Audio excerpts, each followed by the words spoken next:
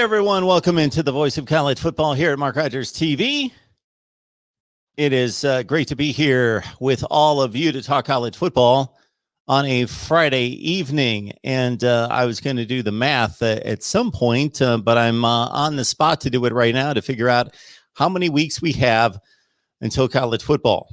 I'm guessing about 10 weeks to college football. I've seen the various countdowns on social media where people will post the favored jersey number 75, 87, 92 and say that many days, that player away from college football this season. So it's around 70, something in that range, because of course, this being a Friday, we would have our first college football games on a Thursday, more games on Friday, more games on Saturday. It's the second to last weekend of June. So yeah, we are just about 10 or 11 weeks away from college football. And you have made your way to the voice of college football. So thank you for stopping by. Many of you are regulars. Hopefully we add to the number tonight, add on a few more people that have never seen us before. Maybe you've checked out a video or two.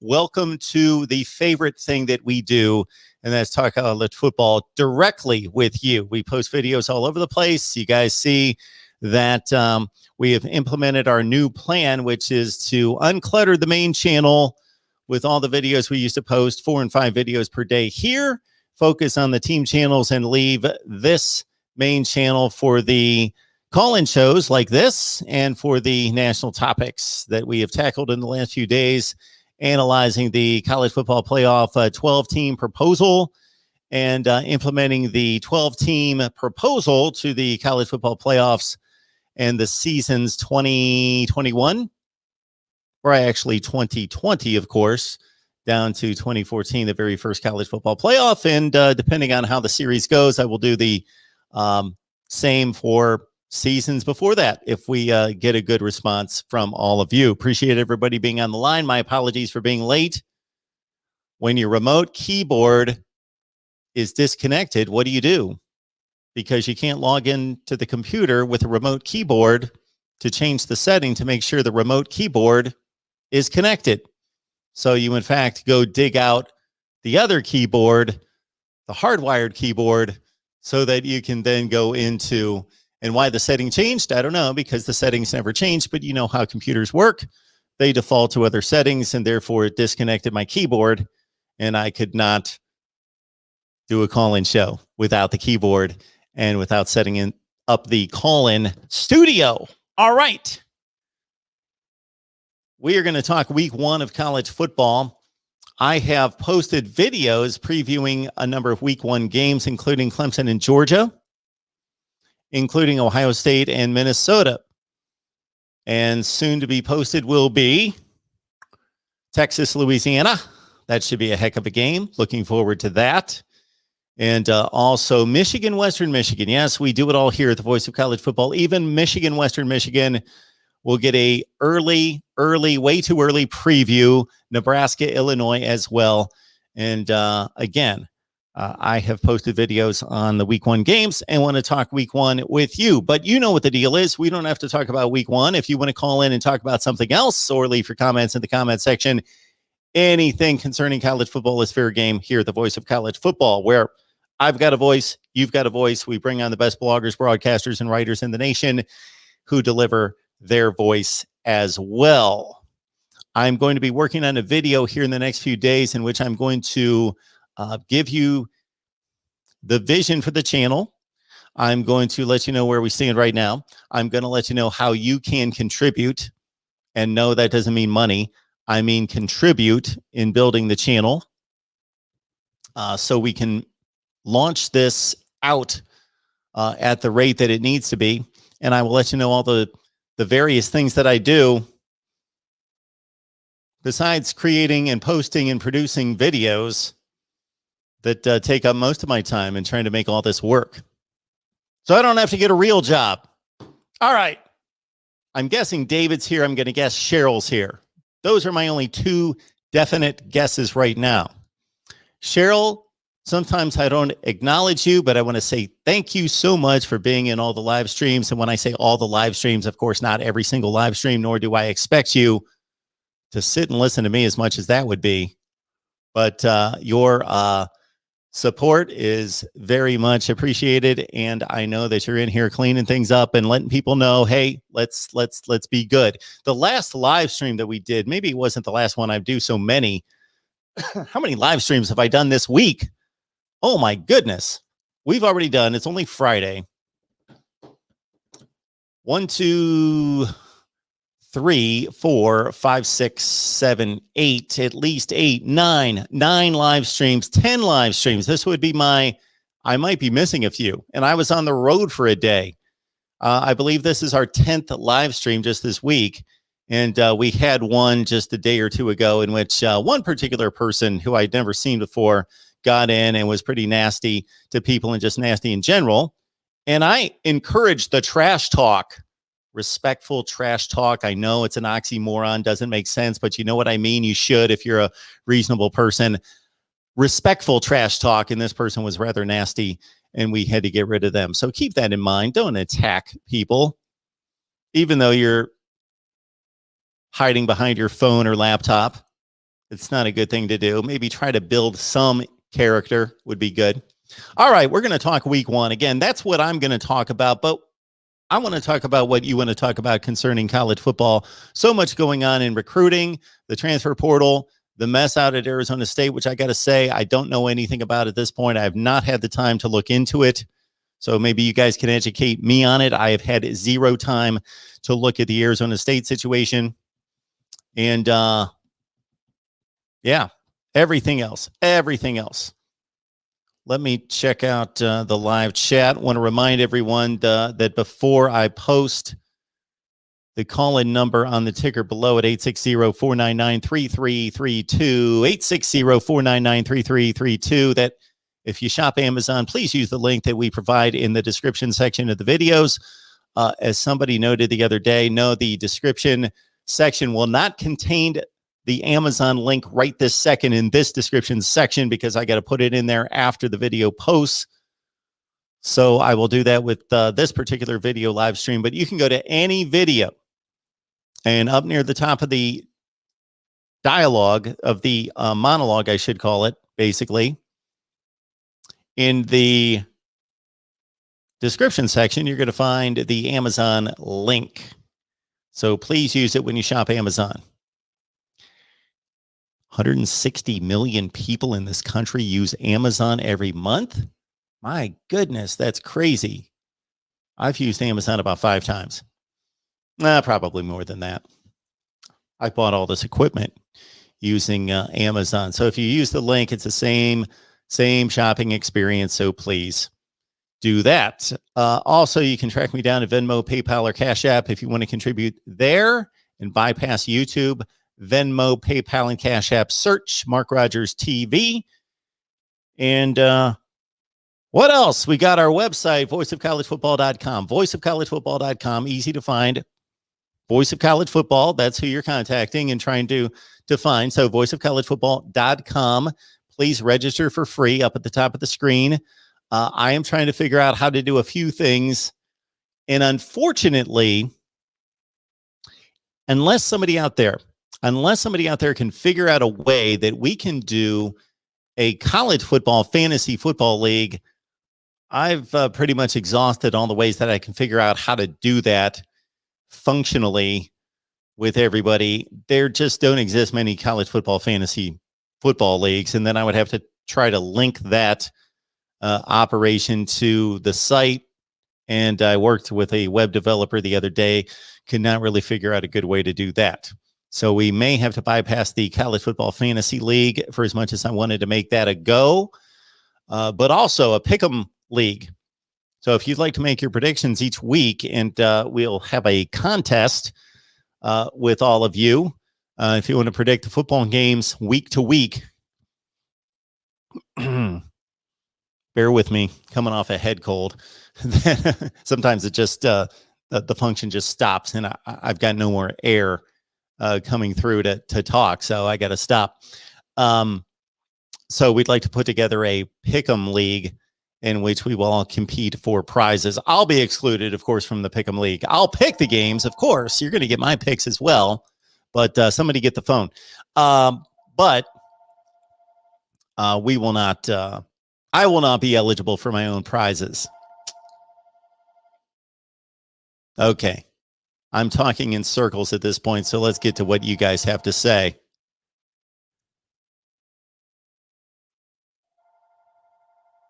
You know, when things don't go as intended, kind of throws you off a little bit. All right.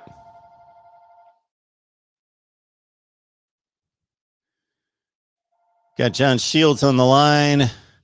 We hope the U shocks the college football world. Go Canes beat Bama. All right. I will be posting in the next couple of days in Miami, Alabama, early, way too early preview. And yes, it would be a shock to me and a shock to most. It's not looking good for Miami.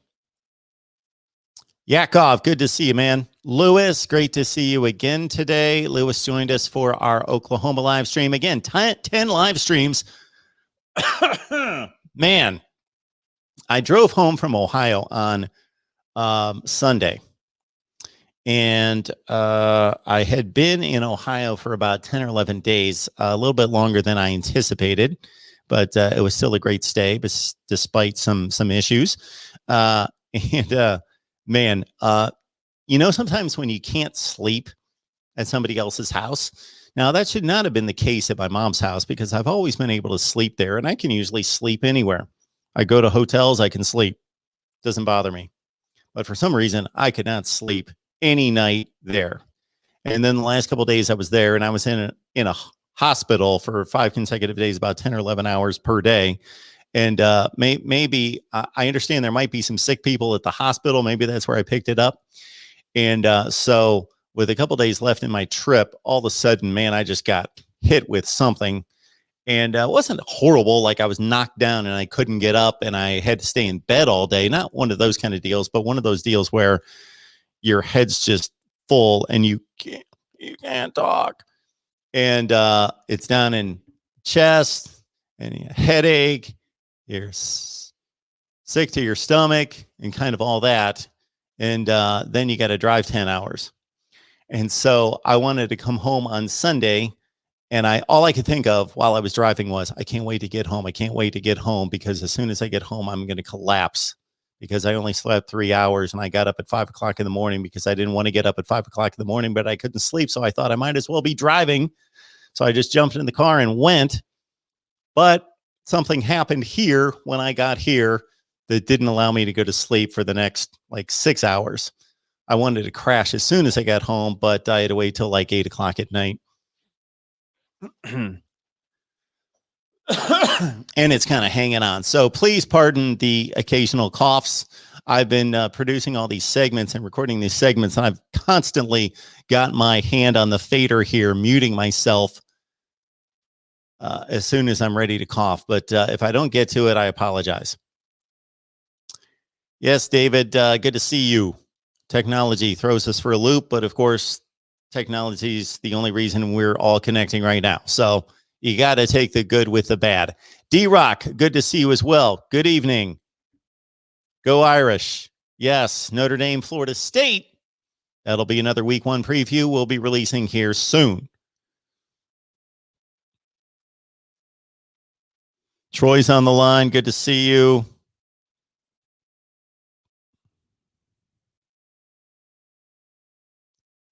Phil B.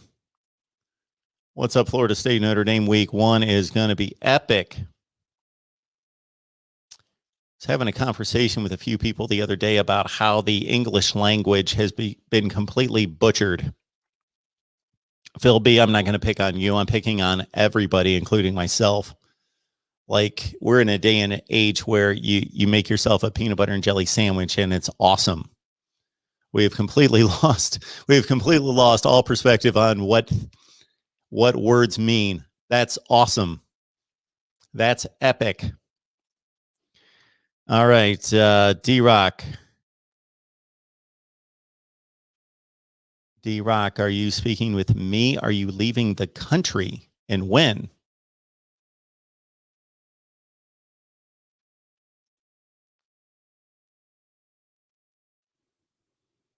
John Sarian, how close is Notre Dame to closing down for 2022 recruiting? Closing down? The Irish have no idea what that means. There he is. David's going overseas. Yes.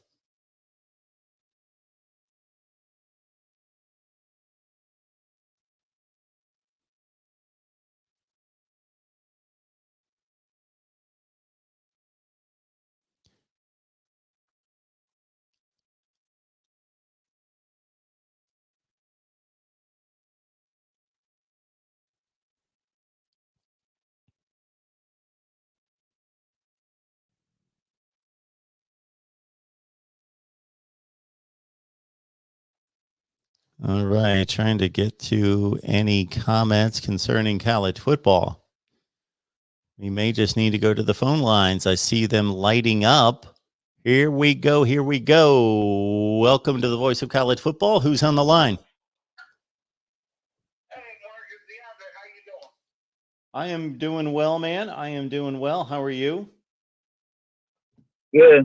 Happy early Father's Day to you and all your people out there on the live stream. Happy Father's Day. Happy Father's Day. All, and I hope you all are awesome. Thank you, DeAndre. Yes, I appreciate that. Thank you so much. Same to you. Okay. Hey, I'll talk about Miami, Alabama, Clemson, Georgia later. But I got an under a radar game for you. Okay. St. Jose, USC. Start off the season, St. Jose is 22, USC number 17. What you think? San Jose State's number 22 in the country, according to whom? Oh, I'm looking at that's where they got them at. There's not a Pacific book. I'll look at Athlons. I'm on Yahoo. Let's see what Athlons thinks of them. I got to tell you, I know nothing about it. San Jose State, other than they won the Mountain West unexpectedly last year. Of course, they went 7-1 and played extremely well until their bowl game. They got dusted by Ball State in the bowl game, but I think that's a pretty good selection on your part because I think the Pac-12 struggles more against the Mountain West than anybody else, meaning the group of five, because that's who they typically match up with in the group of five. And the Mountain West has been tough on the Pac-12. And USC, of course, has a veteran quarterback and receivers coming back, a couple transfer running backs from Texas and TCU. And they've lost most of their best players on defense. Right.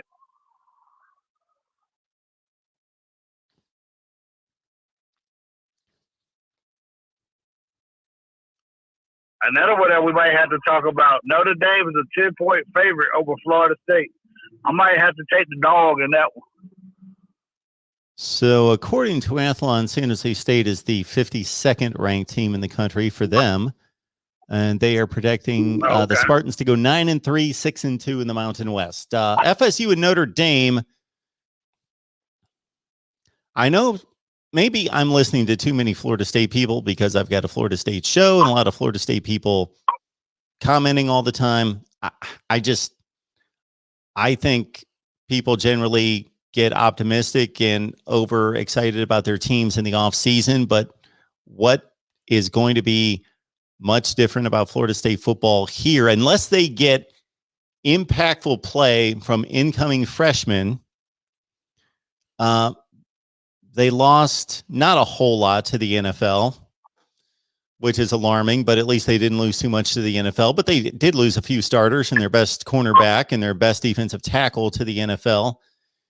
And if Mackenzie Melton can play 2017, 2018 football, then they should be significantly improved because they're going to be locked down at quarterback and they have somebody that knows what they're doing out there. But they've got a long way to go. They were so bad last year. Well, I'm going to make it and I guess because I grew up in the 80s and 90s. Well, you know, at that time period, with Florida State and Miami played Clemson, I always be like, yeah, man, oh, damn, Clemson's such a big favorite. And then I was like, man, this is Florida State, though. This is Miami. Well, Clemson rocked those schools sometimes in the last 6 years, it's been really surprising to me. And I know they got to have better recruits than what they're putting out there. I mean, they got to have better talent. And I know a lot of people give Mark Richt a hard time, but Mark Richt wasn't a bad coach. I don't think Diaz is any better. I just don't get Miami. I mean, I don't know if they overreaching their players or whatever, but I went back and looked at it. Miami has a very good recruiting class over the last 10 years. But so that's Florida State, and I just don't understand why these teams are struggling to do what they do. And I know quarterback and offensive line is a big problem. But one interesting thing I have seen, too, I saw this last recent year, Cooper has very few offensive linemen go in the draft. And so I can't understand what's Florida State and Miami's problem. Because, I mean, I think Miami had, I might be wrong, but Flowers got drafted by Miami, out of Miami to the Giants, didn't they? I mean, in recent years, am I correct? Run that by me again. Flowers, who was a left tackle, did he come out of Miami and play for the Giants? He came out of Miami, yes. Trey Flowers came out of Miami. Okay. I don't remember where he went in the NFL. Yeah, he was the first round. But my point is, I just don't understand why Clemson can have subpar play at the offensive line where it doesn't translate to the NFL, and Florida State and Miami can't do the same thing, and they have better recruiting areas. And I just don't get that. I just don't get why those two teams. And every time they play, I say, man, Clemson ain't going to blow Florida State out.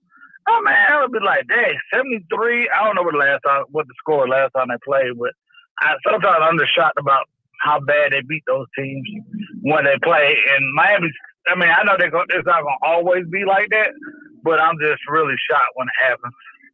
I still had that picture of how great they were in my head and how we little old Clemson, when we played them. I'm like, that's Miami. Well, you're not little old Clemson anymore. You were good before they were good, and you were good while they were great, and now you're great again. So I never really got good old or little old Clemson. Well, this is my point, and I think one of your Florida State people brought it up. When you look at ESPN, you're talking about how great Florida State and Miami was in the 90s, and you're looking at Florida State. Clemson, even Darnell Woodford probably was he wasn't as good as Deion Sanders, but, he was a very successful cornerback in the NFL. But you don't hear people talk about how great he was, but you don't always hear them talk about a Florida State defensive back, Ed Reed. You don't hear them mention Dawkins or other Clemson great safeties that they done had, Terry Kennard and stuff like that. They don't put them people in the same breath. Kevin Mack had a pretty good career in the NFL with the Browns. Nobody talks about that like they do, McGahee and stuff like that. And man, don't get me wrong, McGahee was a great running back. I mean, compared to Matt, but I mean, still, you don't never hear about that. Clemson had players going to, I can't remember the running back name, but he went in the first round to the 49ers in 87, between 85 and 87. I can't remember his name off the top of my head right now. But nobody talks about that. But you hear them talk about what it does. Well, wait a minute, DeAndre. Everybody that you just named for Clemson were decent players in the NFL, good players in the NFL. You named a bunch of either great or borderline great players from Florida State and Miami. Right. That's true. But Dawkins has the sure, Brian Dawkins. Numbers. Yes, I mean, Dawkins, him. Yeah. I mean, but like I said, you won't hear people talk about like you talk about Ed Reed and Sean Taylor. I mean, I'm just saying, you just won't hear them talk about them like that. I mean, there's something about them that they'll talk about. I mean, let me see. Who was Buckley? Buckley didn't have a great career in the NFL, but what was Destin McCleon for the Rams? He had a good career. He played quarterback. Sure. For Clemson, they moved to defensive back. But I bet you people could tell you more about Terrell Buckley, Maxwell, that played for the Seattle Seahawks. And what's the guy that caught the interception and 2 years ago in the Super Bowl, played for Kansas City? Breedley. I mean, nobody talks about them guys, and they'll bring up outside of Dion. I bet you they'll bring up more Florida State defensive backs. And I just named 6 or 7 Clemson defensive backs that were good and had sustained years. So that's why I say it's kind of, we don't get the same respect that Florida State and Miami does. I mean, who talks about Lamont Kirkland and how great he was? Hey, look how good he was at Clemson. I mean, he destroyed Florida State his junior year. That defense was great at Clemson when he was there. I mean, Briston Buckner. But I bet you they could tell you more Florida State and Miami players. So those guys don't get the same respect. What's my boy name? Peerless Price. I think that's it. Denver. Yeah, 2 Super Bowl rings. Peerless Price? 2 top 5. What's the guy that he put Price? He played with the Denver Broncos. Peerless Price played at Tennessee. I just see he had a receiver, but I can't remember the defensive end name that played with Clemson, and he went to Denver, and he was a Pro Bowler. His name's like Price too. He transferred from Michigan. He was about 91, 92, 93 area. Trevor Price? Trevor Price, I'm sorry. I forgot. But nobody won't talk about him, though. I mean, people don't realize how good Michael Dean Perry was. He was multiple time All-Pro. But they'll talk about the Fridge, who didn't have as much stuff for career, but Michael Dean Perry was a beast. Well, I got to think that you got to consider, DeAndre, that after Clemson won a national championship in '81, that they did not contend for a national championship for 35 years. Yeah, that's true, but they were consistently 10-win team out to 91, 92? Outside of years there was on probation. Yeah, but I think they might have a little slump. Go ahead, Mark. I understand, but while you're watching all of college football and you're paying attention to anybody who's decent, most people are just recalling players that played on national championship caliber teams, unless they won awards, unless they won the Heisman or something else like that. They're looking at players that played for national championship contenders, and Clemson just was not in a national championship race for all those years.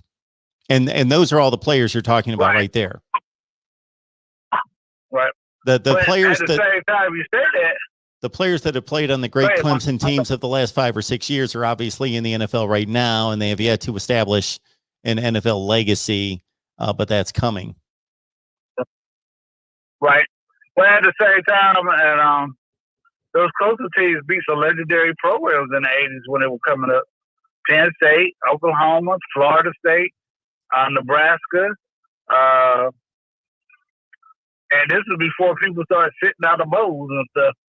I don't think that Oklahoma team had all their players when they beat them in, I think that was the 89 Citrus Bowl. They beat an Illinois team that was really, really good that year that beat the national championship team, Colorado. So, they beat a lot of great teams. I understand that, DeAndre. So the point I'm making, DeAndre, is that when you're talking to me or somebody like you or us that's going to be concerned with every Citrus Bowl in the world and the top 25 and beyond that, then that's one thing. But most people just know who played in the major bowl games and competed for national championships. And you're talking about you're running down Citrus Bowls and Gator Bowls. And to me, that's a big deal. And I love that. And I remember everything you're talking about, but I'm just saying, I am just answering your question as to why those players don't get as much attention as the other guys from Florida State and Miami. Yeah, I agree with you. I can't argue that point. That's true. But I'm gonna take. I think I told you this before. I'm gonna put some money on the money line just in case Miami upsets Alabama, and I might take the points too. I might take Miami to keep it within 17. I think that's the last one that I've seen. So, are you shocked that Clemson is still a 3-point favorite over 3.5 favorite over Georgia? Yes. Yeah, so am I. Because Clemson is going to have to. I don't know Georgia's defensive line right now, but Clemson is going to have to show me that they can run the ball against that Georgia defensive line. I don't know enough about Georgia. I know Clemson can throw the ball. We all seen that. I mean, that Notre Dame defense, I think most of those guys are returning outside the linebacker that got drafted by, I want to say he got drafted by the Giants. I don't know why the Giants are on my mind today. But anyway, yeah. Outside of him, they returned most of their defense. They got one of the best free safeties in the country. And, I mean, Clemson threw for a lot of yards on them. And we know Clemson can throw the ball. But I want to see I want to see if Clemson can run the ball up the middle. That center and guard, I hear a lot of people say the left tackle, the right tackle is a 5. It's that middle where we got to get going. And if you can't run the ball against Georgia, and I know Georgia's secondary is kind of in shambles right now, but if you can't run the ball, you're gonna have a long day versus that team. And we can throw the ball all day long. If you can't run it, we're gonna be in trouble. And that's what I look for too. And if we can't stop the run, because I want to see what Venables is gonna come up with to stop people from snapping the ball early and getting the ball out fast and run the ball like Ohio State, Notre Dame did against you. Because that defensive line is great, but there's something with that scheme that Clemson getting pushed around early on first down and early in the game. So they got to come out against Georgia because Georgia going to throw that ball, and they just got a whole lot of talent at tight end, man. That's just amazing what they got at tight end, and that's the only team that scares me on Clemson's schedule this year. I mean, I give North Carolina State more respect than you do. I know you don't really care for Dave Doran as a coach, but I just think that when he gets 2 or 3 years, but this team a couple of years ago was terrible, and I think they're doing a good job of developing their talent for like having to run for 1 or 2 years, like they did with Chubb and Fairley and Rico Hines and all them guys. I mean, they have some NFL players on that team, and then they'll be sorry for a little bit, and then they'll jump back up. But I can't wait to see what they're going to do. I'm interested in that Mississippi State and North Carolina State game. When it comes up, man, that's going to be a heck of a game. And North Carolina State got some running backs. I don't know if you paid attention to them, but when you're reading your books, go read about them. I saw it a couple of years ago. They coming. And Clemson, that's about the only team in the ACC until they play Carolina, I think could beat Clemson. I think Boston College is really good, but I don't think they could beat Clemson. Especially after Boston College gave Clemson a scare last year. So I can't wait to see that game. So, but Mark, go give the other guys a chance to talk, man. I appreciate it. I love college football. Y'all make sure y'all support. Happy Father's Day to everybody. Happy Father's Day to you, Mark. And enjoy yourselves. Appreciate that, DeAndre. You have a great weekend. Happy Father's Day. All right, NBA fan, thank you so much for the Super Chat contribution. Very cool. What's up, Mark? Just graduated basic training. Congratulations to you. Thank you so much for serving. What's been going on in college football the last couple months?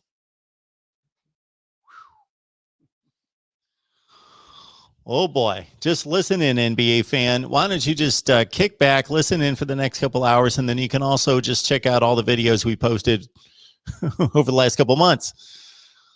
So much going on and so much about to happen with this recruiting cycle kicking in. Welcome to the Voice of College Football. Who's on the line? Hi, Mark. This is Yakov22. Hey, Yakov, how are you? I'm doing well, Mark. Always enjoy your show, and I decided I'd call in tonight, and I had a point I wanted to make here. Absolutely, let's hear it. And okay. Well, actually, it's in regards to a video might have posted 2 days ago, but I listened to it yesterday, and this is with Steve Dace, who I think, by the way, is perhaps your most interesting regular guest. And you have a lot of good guests, but to me, he's the most interesting and informative guest. But he said something in regards to we were talking about, it was your segment with him in regards to the upcoming college football playoff, the football teams, and he made a comment in regards to quarterback recruiting. And before I get to that all fast, I just wanted to say that if I were a 4 or 5 star quarterback, and or I had a son that was of that caliber, if he had an offer, or if I had an offer from, I would say, Oklahoma, Ohio State, Alabama, Clemson, and I'll even throw in Florida, because I really think Dan Mullen's a good quarterback coach, then I think it would be a mistake to not go to one of those, certainly the 4, probably the 5th program is Florida too. I know the depth chart is something to consider, but nevertheless, and the reason I say that is he made the comment that C.J. Stroud, Miller, and Kyle McCord, for that matter, you were next year, if Michigan had the chance to slip in, let's say 10 or 12 and make it to the playoffs, that C.J. Stroud, for example, I think he was him an example, probably would have gone to Michigan because he might have felt that he had the opportunity to play for the playoff, to get in the playoffs. Whereas with only 4 teams, he doesn't think that he'll ever play in the playoffs had he chosen Michigan. Mark, you still there? I'm listening. Oh, I'm sorry. I heard a beep there. I thought I was cut off there. However, I want to say, Mark, I don't believe that, although the playoffs is an important factor for a top player, especially a quarterback, in choosing it, I'm not sure that's why C.J. Stroud went to Ohio State. And I'll tell you why, because his goal is ultimately not to play in the college football playoffs. That's a nice path in life. But he wants to be a first-round NFL draft pick. No matter what happens with that first contract, he'll have $22 million guaranteed. If he's a solid starter after that, he'll have a $100 million contract guaranteed, maybe $150 million. He went to Ohio State, and the other quarterbacks who chose other schools I spoke about, they went there because their goal was to be first-round picks, and they believe that the head coach and or the assistants on the team will do that for them. Whereas, let's say he went to Michigan. I know I'm Ohio State alum and easy to double Michigan here, but nevertheless, my point is that had he gone to Michigan, he could look at Shea Patterson, who has just signed a contract to be a Ottawa Rough Rider. No kid. I actually like the CFL, and I've been to Ottawa. It's a great place. But there's not a kid in America who plays football that, or in Canada for that matter, that has ever had the goal of, I can't wait to be a Ottawa Rough Rider to play the CFL. That's what happens when you don't make it the NFL. It's a respectable thing to do, but it's not anyone's first-hand goal. So I believe that, Mark, that when the playoff starts, because Michigan has a chance to maybe sneak in a 10th spot or so, that'll have no effect. The players, particularly a quarterback, but other positions, top 4 or 5 star players feel that they choose a school based on what will best get them in the NFL. And playing, getting in the 12th spot with really no chance to win, in my opinion, a little chance to win, that would not make someone like C.J. Stroud want to play for Harbaugh and most likely not be in the NFL. He'd rather sit his turn, get developed by someone who's proven quarterbacks coach, and become a first-round pick. And I'll stop talking for a second. I just want to know if you would have liked to respond to what I just said there.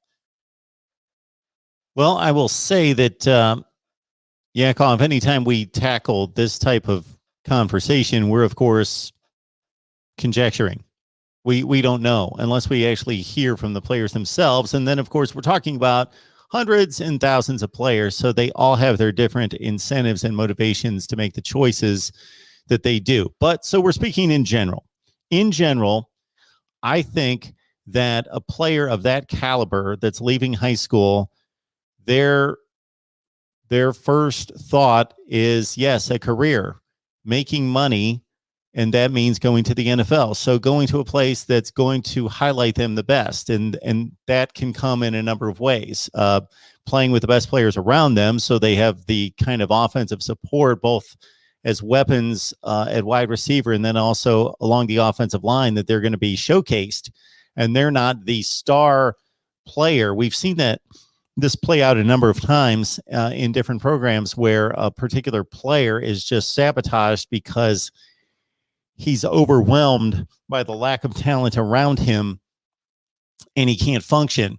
So the player has to play with similar talent, and so that's a consideration. And then to look at the coaching staff and to look at the head coach and the offensive personnel on the coaching staff to say, what is their track record? What am I hearing from them?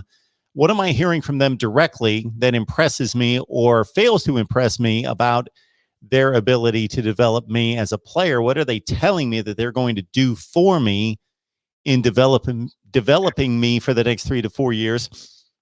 Excuse me. And what's then the track record? Because they can talk a good game, but what have they shown that they can develop towards an NFL career? So I agree with you. I think that's the first and foremost consideration. That basically goes hand in hand with winning football games for the most part. You, of course, have examples of programs that have great offense and bad defense and go 8-4 every year.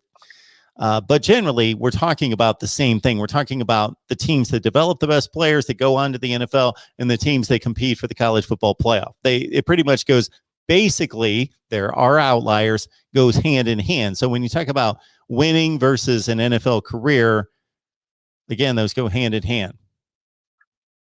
We're talking about the same programs. Right. Yeah. Just 1 minute.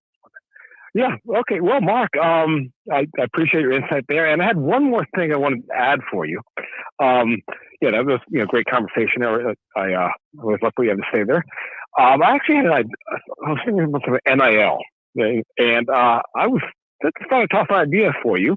Could you see I obviously want your show to thrive.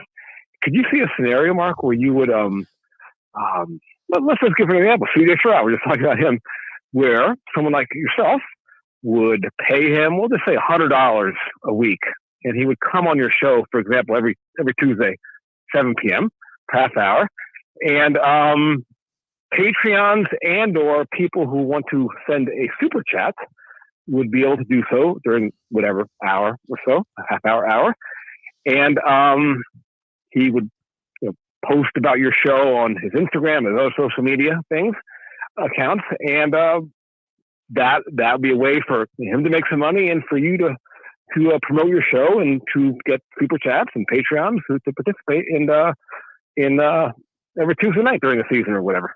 So Yakov, in terms of my own decision-making process, you've hit on 2 points that would be under consideration for me.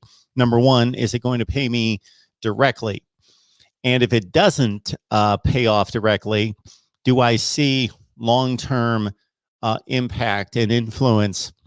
And again, I apologize because I can only talk for so long before I got to take a breath. So those would be my 2 considerations. So that's why I did mention it could be for Patreon and or super chat only type of thing. So absolutely. Yeah, I would think that would be great. So I have in the past, this was years and years ago, I would reach out every summer. I would reach out to sports information directors across the country. I would write a form letter. I would change the names. I would write and send that out to every SID in the country to get on the head coach and hopefully some players onto the show. I was never successful in getting players on the show, but I would get, I could list off a number of coaches that I've had on, but that was so time consuming versus the payoff was minimal. People didn't generally care, even though people that had other YouTube channels or other people would comment to me, man, it was impressive that you got the Cal coach on or the Oregon State coach on. People didn't care. And so it didn't change viewership. So it was a waste of my time. Okay. Right. Well, obviously, you have more experience than that. For me, I'm just thinking brainstorming in general and for you. And I guess I thought maybe a way for you to make money would be to, like, again, the example, CJ Stroud, Tuesday nights at 7, come chat with him. But I'm sure there's, as we start to learn more about NIL, excuse me, I'm sure yourself and other people who have channels and or websites will start exploring ideas and that will help to maximize their channel and or site. So Yakov, I'm not saying that to say that that is not a good idea. I'm just telling you what my experience was then. But the way, shape, and form in which you just presented that makes total sense. And I don't know how that's going to be handled in the future. Yeah. Well, if something like that works out, then maybe I'll just ask like 2% or something. There you go. Okay. Well, Mark, I'm about to take it's a pleasant evening here in South Carolina. My father wants to walk our two dogs here, so I'm going to and to just listen to the show. But I enjoyed your comments both on the quarterback situation and on possible NIL money making possibilities. And I look forward to hearing the rest of the show. Thanks, Yakov. Have a good one.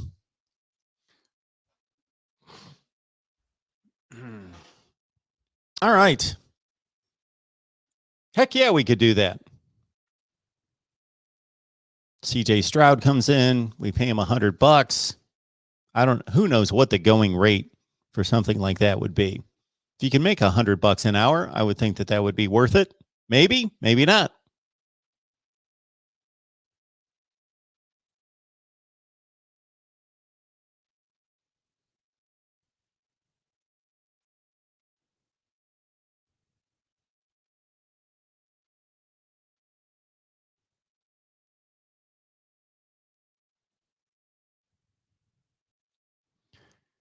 From what I understand, and I will get to some of these super chats in just a second. Thank you so much for that. Again, I will need to dive into this at some point when I have no idea. But the Arizona State situation. So basically, during the COVID shutdowns, during the dead period, hosting players on campus. If that's all there is to it, if that's what they did,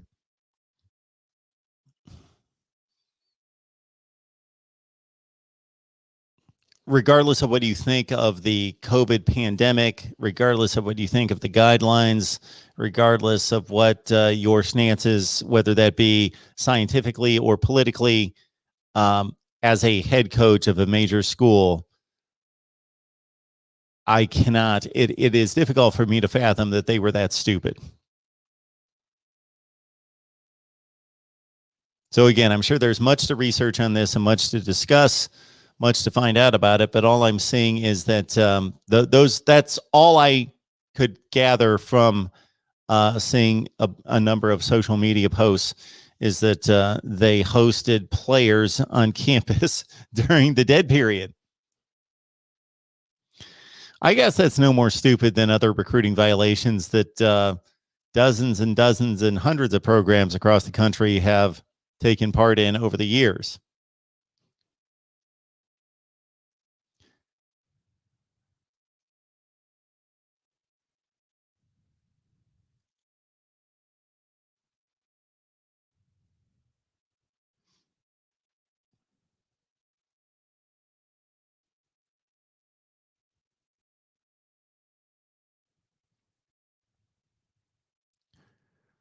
I am hoping for some good comments here.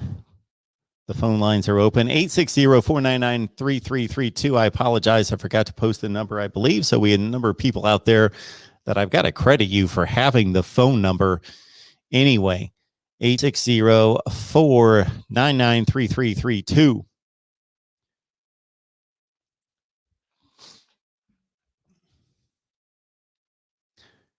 Okay.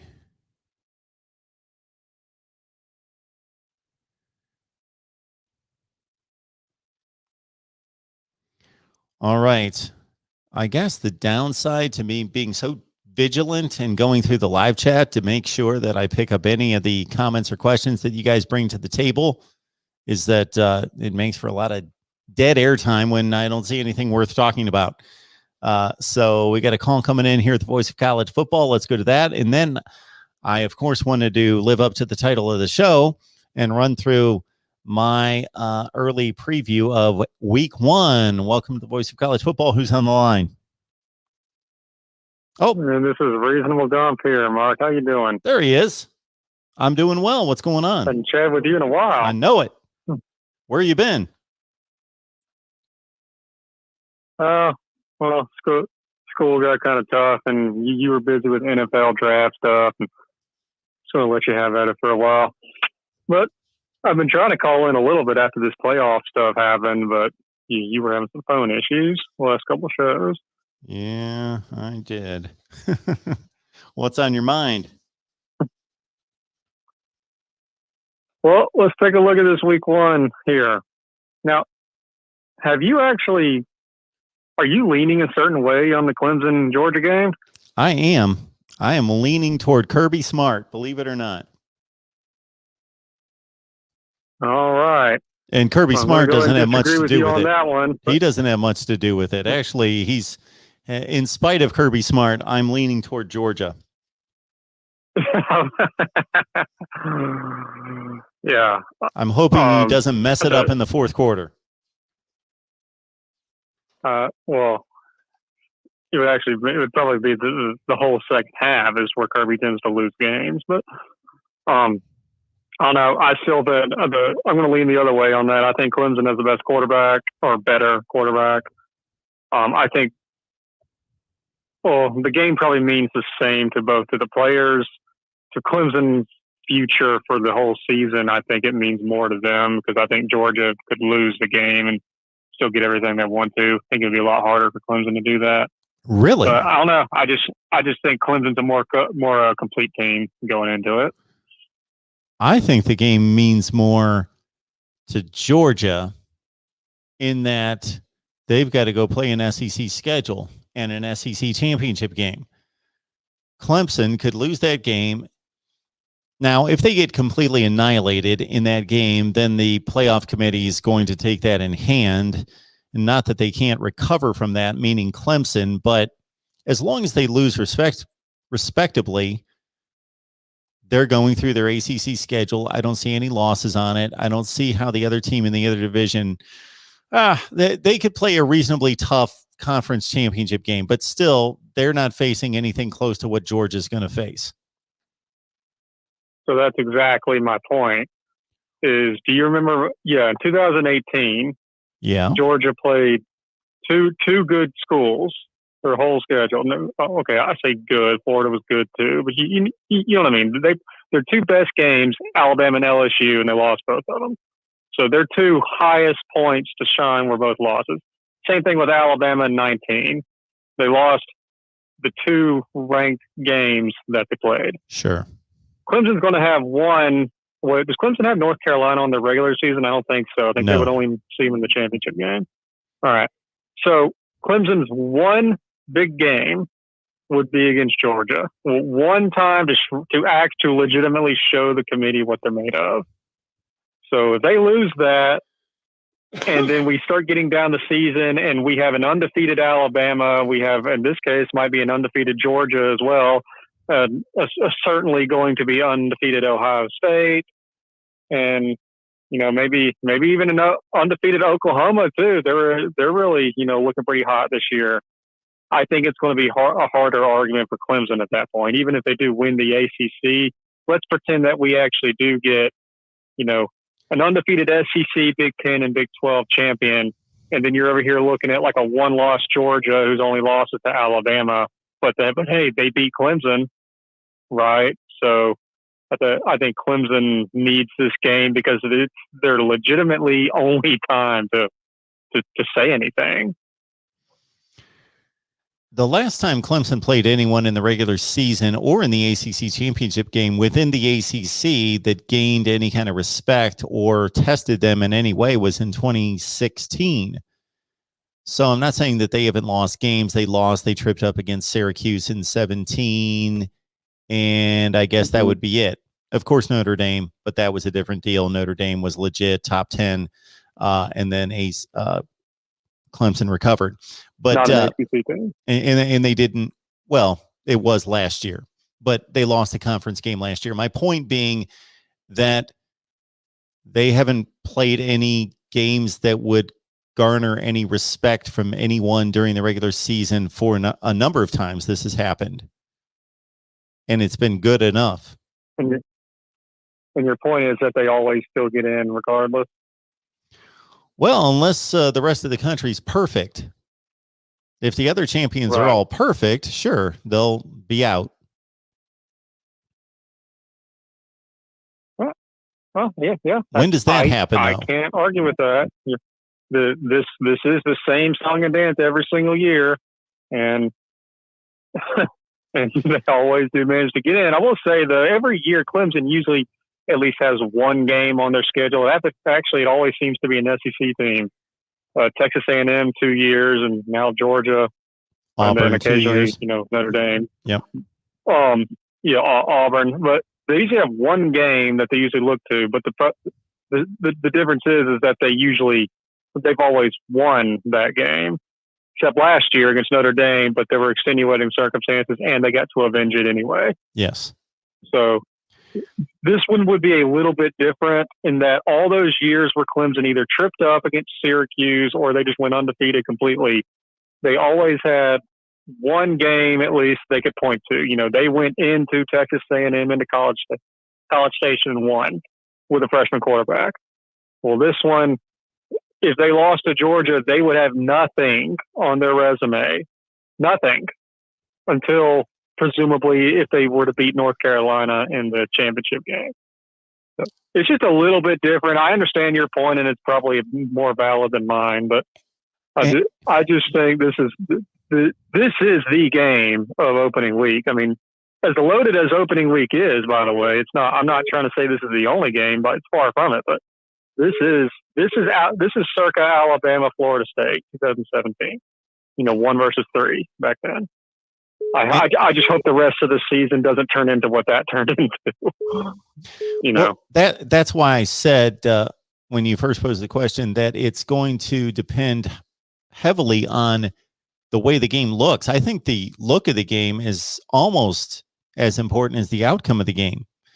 If Clemson loses 38-35, if it's a great, epic game, tremendous game, and then Georgia goes on to play top 5 football in the country, maybe they win the rest of their regular season games and lose to Alabama in the playoff in the SEC championship game or something like that. Clemson could be given more credit by the College Football Playoff Committee under that scenario than playing a 7-5 Texas A&M team as they did back-to-back years. One year they were 7-5, 8-4 the other year, just to clean up any comments that are going to come at me when I make that comment. So they may be given more credit for losing against a top 4 to 5 team in the country in classic fashion than dusting off a team that's fringe top 25. Yeah, that's a good point. Again, I can't argue with it. I'm pretty confident Georgia is going to roll through the East. I mean, you and I both know that Florida is not going to be anywhere close to what they were last year, and Georgia plays Auburn every year. They're going to be really bad. I'm kind of scared for them, honestly. Who else do they play out of the West? I think it's Arkansas again, if I'm not mistaken. So Georgia should have a clean slate through the rest of their season, their regular season. So think of it this way: if we start the season and Bama's 1, Clemson's 2, Georgia's 3, Ohio State's 4, Oklahoma's 5, or something like that. Maybe Oklahoma's going to be higher. Let's say they're 2-3 or 2-4. Let's say Clemson's 2 and Georgia's 4. We'll just go with that. If Georgia wins the game, but it's, again, just a barn burner, then what's going to happen? Clemson's going to drop from 2 to 3, and Georgia's going to jump from 4 to 2, or something like that. They're barely going to move. And then they'll just go on and win all their games and just maintain that position. Mm-hmm. Unless everybody goes undefeated in these other conferences and the committee has to take undefeated champions. Although, what's the committee going to do if, well, somebody other than Oregon would have to win the Pac-12 because they play Ohio State? Well, I wasn't even counting the Pac-12. I was more counting an SEC, a Big 12, and a Big 10 champion, and then the SEC runner-up, be it Alabama or Georgia. Well, yeah, if that SEC loss. runner-up is Georgia, then yeah, that's a heck of a discussion. And in my book, if you're selecting the 4 best teams, you say Georgia beat Clemson. I know that it was a zillion years ago, but they beat them. It was this season, so we're going to evaluate that as a Georgia win over Clemson. So I would take them. Yeah, I've never been a part of this camp that tries to forgive early season games. Like I don't understand that at all. Why people are willing to forgive those more than a late season loss, you know? So yeah, if we're going to do that, it's kind of almost what we're talking about right now. So Clemson loses the first game of the season, but then they win everything else, and chances are they're likely in. But what if they went 12-0 and their only loss is in the ACC championship? Well, that's still the same record. It's still one loss. But they're probably not getting in at that point, right? They're almost certainly not getting in. They're not the conference champion either. Mm-hmm. But you're right. Our team's different in December than they were in September. Yes, that's reasonable to think. How much they are, we can talk about that forever. It depends on the team, depends on the situation. And we're selecting the best teams in the country in December. Or are we selecting the best teams in the country for the entirety of the season? And if we are defaulting, I would like to think the latter. I would like to think the latter as well. Otherwise, somebody needs to come up with some kind of weighted system. Otherwise, Oklahoma should have been in last year. Clearly, sure. Oklahoma was one of the best 4 teams last year. Otherwise, somebody needs to come up with a weighted system that says your week 1 game is worth 0.4 wins, your week 2 games worth 0.5 wins, and it just progressively moves up.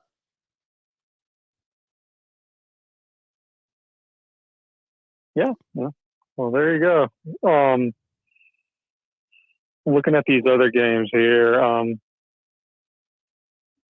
think this Alabama-Miami game may be a little bit more of a fight than most people are thinking. I don't see it. At least for about 3 quarters. But if somebody was going to ask me for a score right this second, I'd say that's a 42-17 game. I'm not that sold on Bryce Young yet. Everything I saw from him last year in the spring game were just, subpar. I gotta be honest here.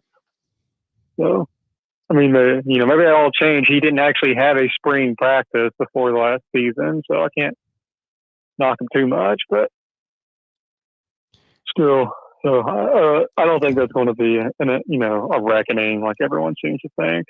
Miami's going to have, if this game plays out the way I see it playing out right now, Miami's going to have as much difficulty scoring in this game as they did last year against Clemson, in which they're 17 points on the board. Well, first of all, 1 was a blocked field goal for a touchdown. So their offense scored 10 points.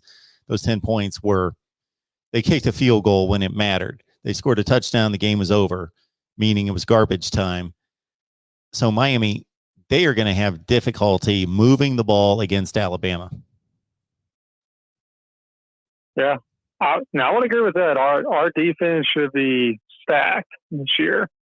So Miami, we'll see. Their wide receivers are going to have difficulty getting open, fighting for the football, bringing the football in.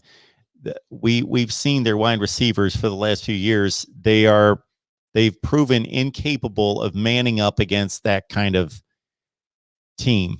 And they don't see that kind of team very often, if ever. The last time they did, it was against Clemson last year. And again, they couldn't move the ball. Mm-hmm. So, going to come a bit off topic here, Mark, but I always like to bring something to you, to get your jog your brain a little bit. Okay.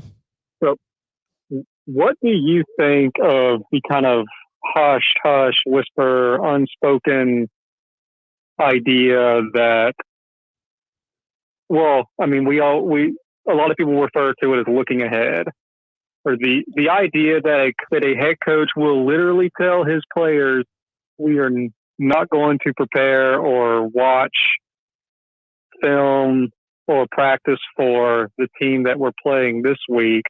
We're instead going to spend these next 2 weeks preparing for the guys that we got after them, because we think we can just out-talent these guys, but it's the ones the week after is the ones we need to be preparing for. How much of that do you think is legit? How much do you think it actually happens or not? I've only heard NFL players speak to that and say, not that the coach, I can't recall, at least with all the NFL documentaries that I've watched and college football, but this gets talked about more in the NFL, I think, that that the players have talked about, we thought we could overlook them and prepare for the next team, or mentally we were checked out and waiting to see Team X. I don't recall hearing ever that, the coaching staff was very upfront with us and said, we trust you guys. We can blow this team out. We got it this week. We really need to focus on the game in 2 weeks. I've not heard that.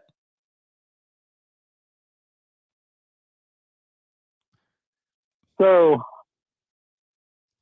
there are two examples I'm going to bring up, and then I'm going to bring it full circle and bring it down to the playoff system kind of. Okay. The new one. Can I just let me finish real quick, and I apologize because I did stop for you to go, but I will say this. Not that I think it's obvious that Nick Saban and his coaching staff have it in their mind. We're playing Vanderbilt this week. We're playing LSU next week. That they, of course, know, regardless of what they say, that their team can handle Vandy in their sleep, and they got to prepare for LSU. Now, do they try to, in a covert kind of way, implement certain drills and certain concepts and plays and bring that in that week, but don't say, we're using this for LSU. This is a new play for LSU. We're not going to use it this week, or maybe we'll run it once against Vandy. I doubt if they actually tell the players that, but is it in their heads? Of course. Mm-hmm. Well, it's funny that you did mention Alabama, so I'm going to use them in my first example. So this past year, let's go back and let's look at the utter debacle and embarrassment that was Dan Mullen in Florida. Well, just Dan Mullen for the entire season was a debacle and embarrassment, but specifically this one of Dan Mullen in Florida versus LSU. And at the exact same time, same week, you have Alabama over here playing Arkansas. To me, at this point, Arkansas and LSU were very comparable teams. Arkansas won 4 games. LSU, by all rights, should have only won 4 games, but this Florida one gave them a 5th one.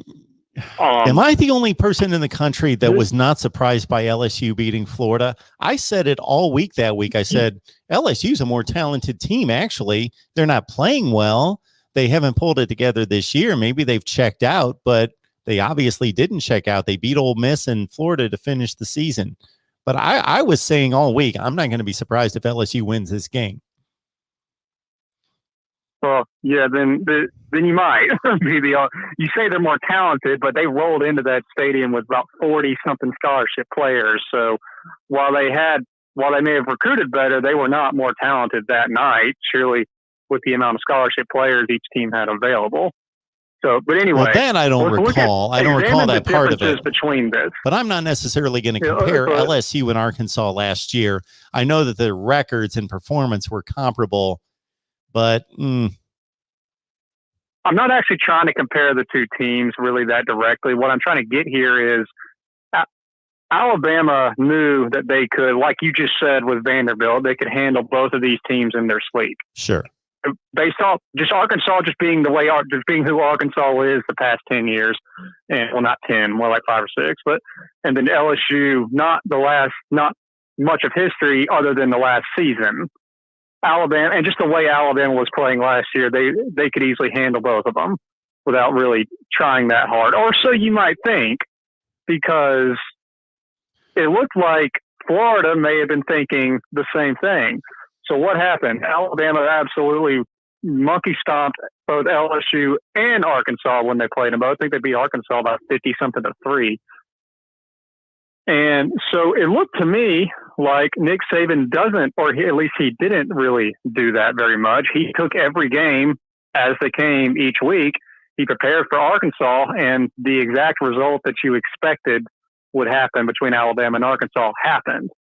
Now, what happened between Florida and LSU? Well, they lost inexplicably. I think I saw on 24/7 Sports there was someone who said that on like a place, if you ran that same game on like Xbox or PlayStation or something, that LSU would have won that game about 0.05% of the time. What? Like that's how many things had to go wrong. Yeah, I'll need to look up that, and I'll post it in the comments section where I found that. But later. But it's basically that many things had to go in LSU's way in order to win that game. Now, where I'm going with this is let's go. Hold on, Mark. You got to let me finish this. Okay. Look what happened the next week.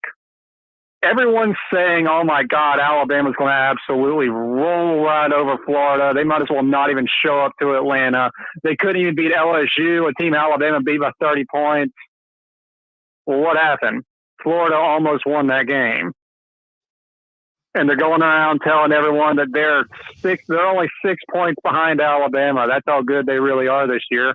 Well, no, y'all lost to LSU, a team Alabama beat by 30. Y'all also lost to Texas A&M, a team Alabama beat by 30. It just looked to me, and by the way, tell me if you disagree that Dan Mullen is the exact kind of person who would do this kind of thing. It looked to me like Dan Mullen did not think he had anything to worry about with LSU, and he was already looking at Alabama and just didn't care. He's just like, you know what, we're just going to roll these guys over. We're going to start preparing for Alabama right now because that's our ticket to the playoff. And in fact, if you watch the replay of it, you'll hear the commentators talking about a conversation they had been having with Dan Mullen prior to that LSU game about the playoffs, talking about different scenarios for Florida to get in the playoffs. He's already talking about that. When's the last time Nick Saban was talking about the playoffs 10 weeks into the season? So I'm going to believe that pretty much till the day I die, that night happened because Florida didn't care. They thought they could out-talent LSU, and so they didn't look at them, and they paid for it.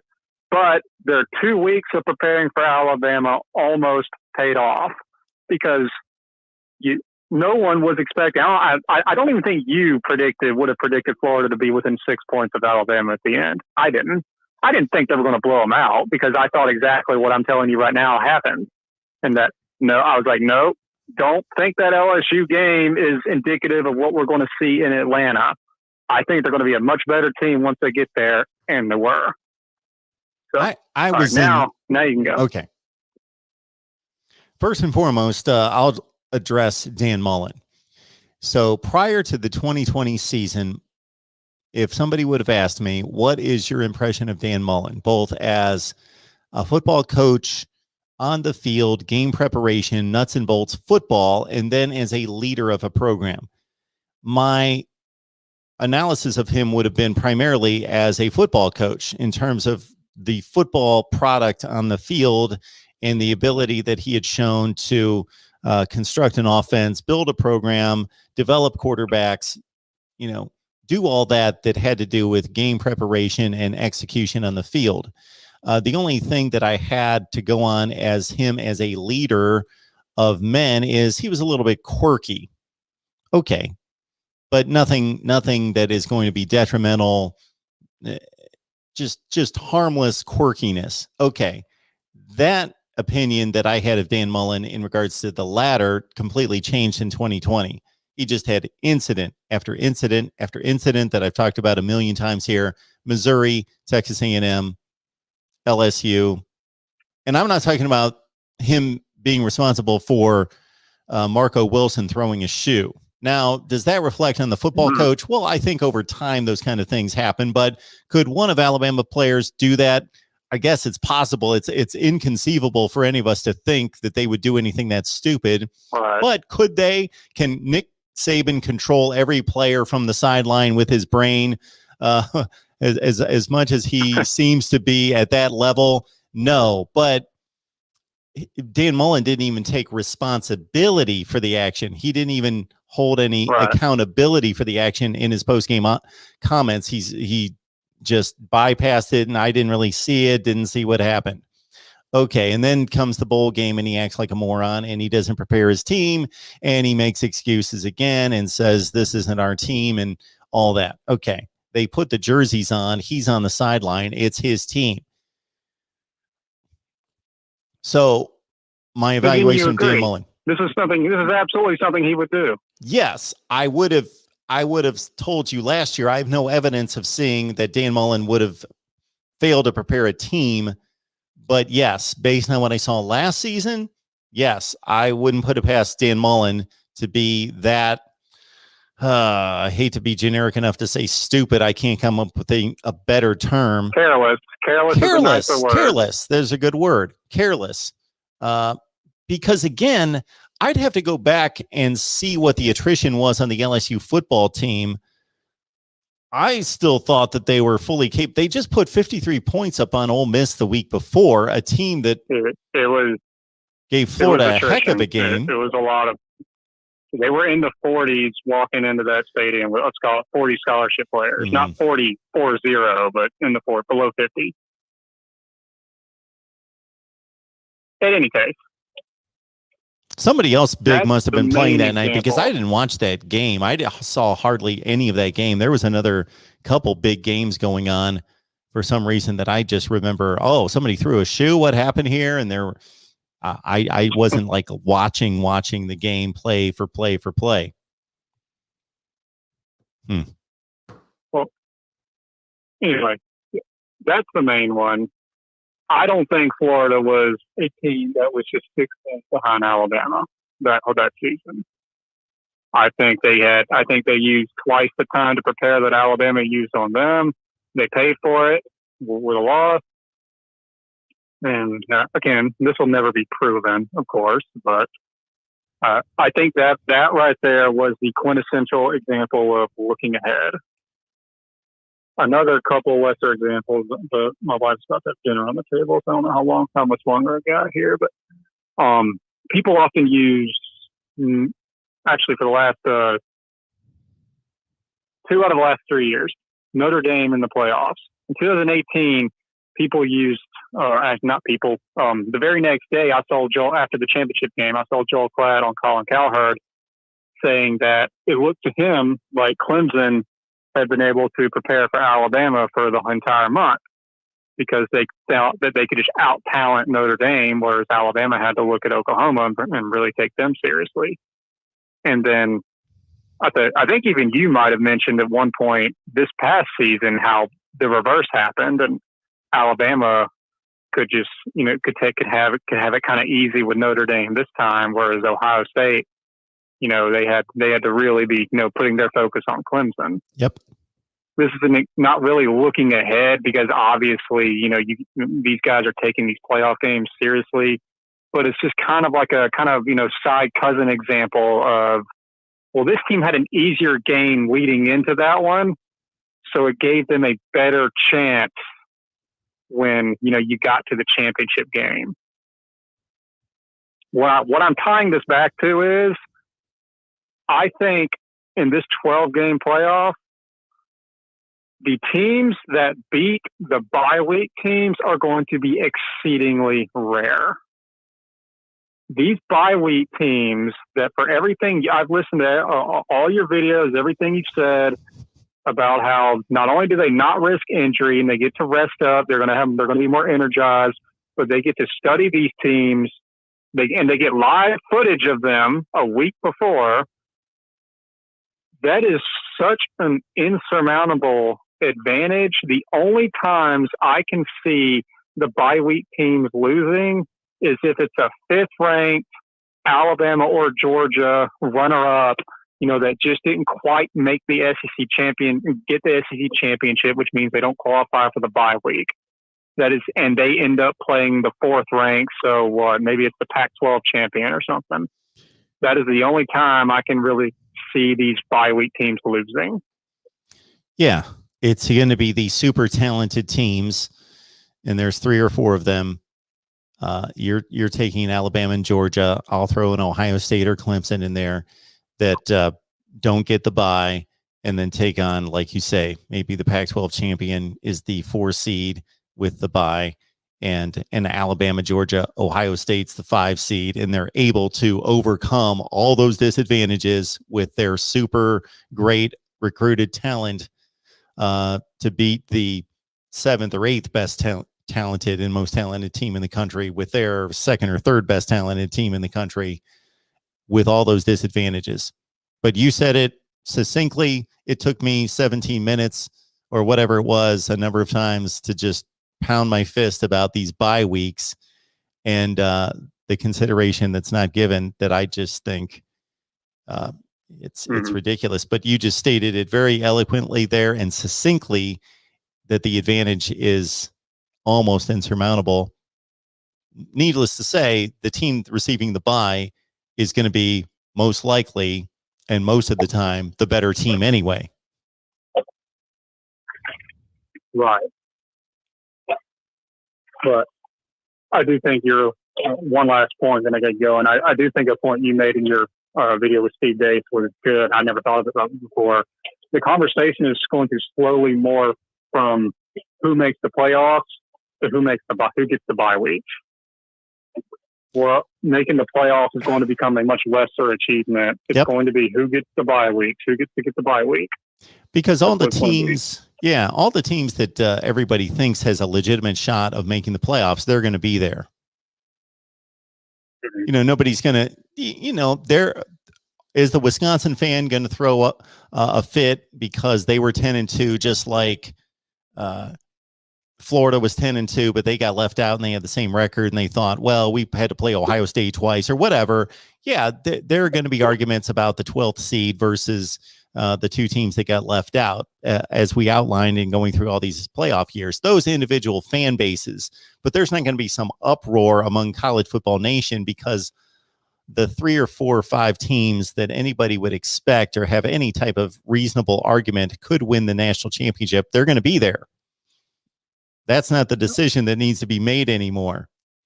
That's been the prior decision, has been who's 4 and who's 5. Oh, Georgia gets left out. Oh, Ohio State gets left out, and people go crazy. But now it's going to be, well, they're all there. Just who's going to get the buys?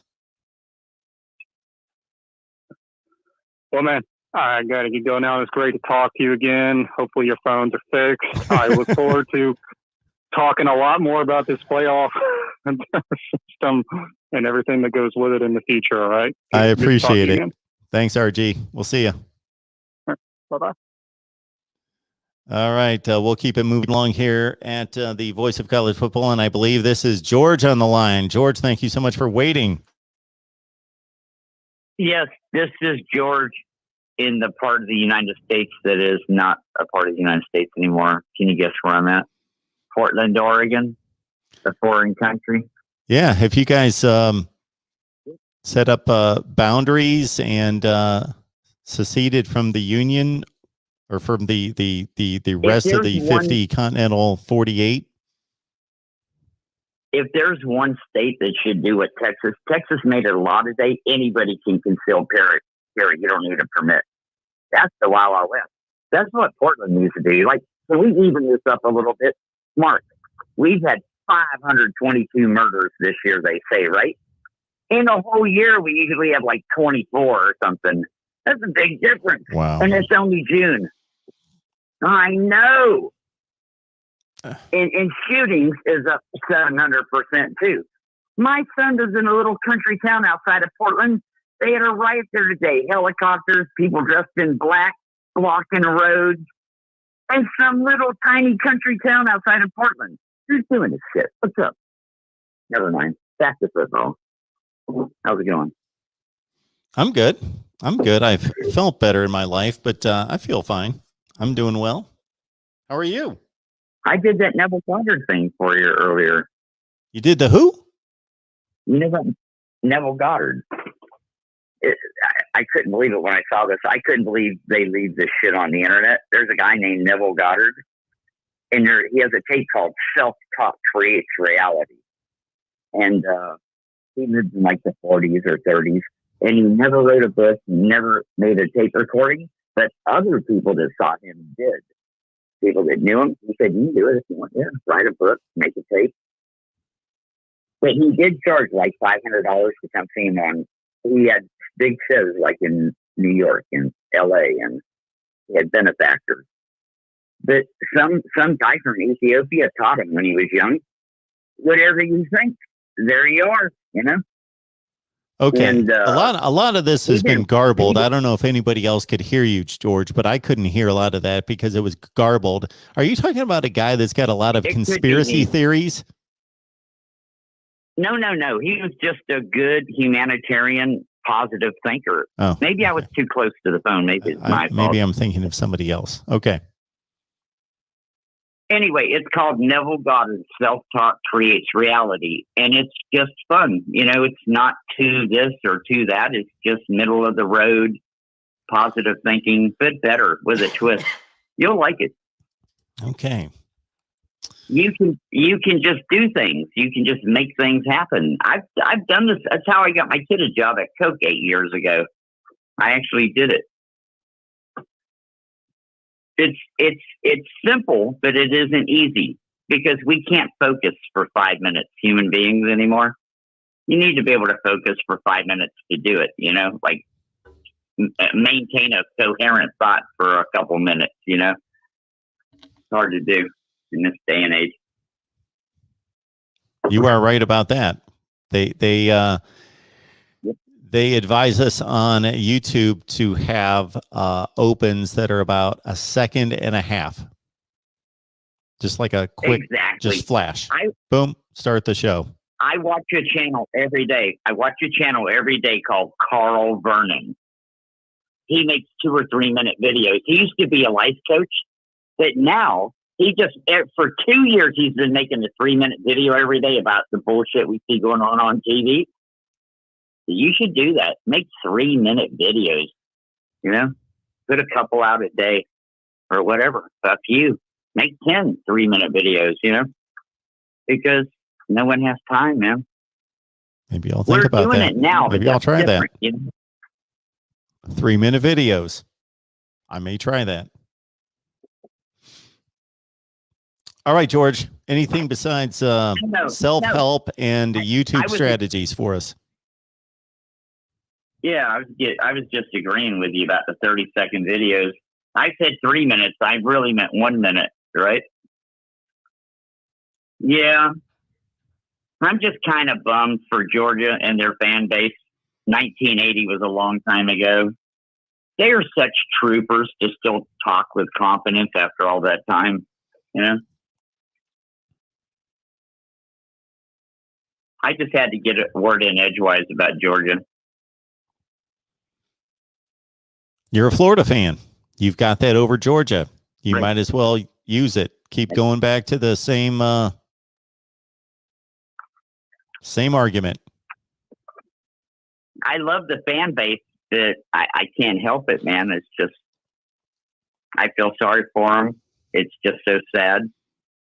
And I don't think they can do it again this year. They're like Miami.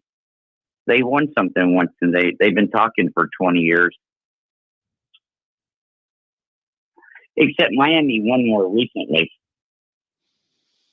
Yeah, I would rather be Georgia right now. I'd rather be Florida. Would you? You would rather be Florida than Georgia? I think that Georgia's going to lose to Florida, and they're going to lose to Clemson. They're out of it after that. Who else? Do they even play any other teams all year? I think all their other games are easy games. They play in the same division you play in. So you know who they play. That's true. Now, look, they're a good team, man. They're an NFL team, but that's not the problem with Georgia. They just lose, period. They always find a way to lose. They have a tougher schedule than Florida. Do you think so? Yeah, I do. You know so? Well, you play each other. Okay, fine. You play the other 5 teams in the division, so there's 6 games out of 12 already. You guys are playing nobody outside the conference. You got Florida State. We got Florida State with McKenzie. Exactly. Milton. That ain't no easy game. They're playing Clemson. That is They're playing Auburn. Okay. You are playing LSU. Okay. Yeah. There you go. They've got a tougher schedule. I'll give you. They do. We got LSU. That's yeah. The most exciting thing in college football to me is McKenzie Milton at Florida State. I really hope he does good. I don't want him to beat us, but I hope they get some unexpected wins. They have suffered long enough. You know, poor Florida State. God. If somebody could tell me right now that McKenzie Milton is going to play the last game of the season, I would be happy. I'm just hoping. I don't know, but I hope so. It would be just the feel-good story of the year. Be like Kyle Trask type shit. You know, he came back or whatever. It'd be a feel-good story. I don't know. I'm not his doctor. I don't have any inside information. I don't know. He's a kid. He's young and resilient. He'll be fine. That was a bad injury, I must admit, though. I don't know. I'm just glad they got Milton. At least it gives them some hope. I mean, if they just beat Notre Dame, that would be a great year. Nothing against Notre Dame. All right, George. All right. I think Georgia. Yeah. All right. I'm done. Appreciate the call, man. Somebody else have a chance. Have a good one. Talk to you later. You'll feel better soon. Thank you. Now. Appreciate it. Now. All right. George says Fine. now. Now. Sorry, now. That's how it works. All right. Got another call coming in here at the Voice of College Football. Who's on the line? This is Emmanuel. Emmanuel, how's it going? It's going well. Hey, thanks for taking my call. Of course. Thanks for waiting. Calling about. No problem.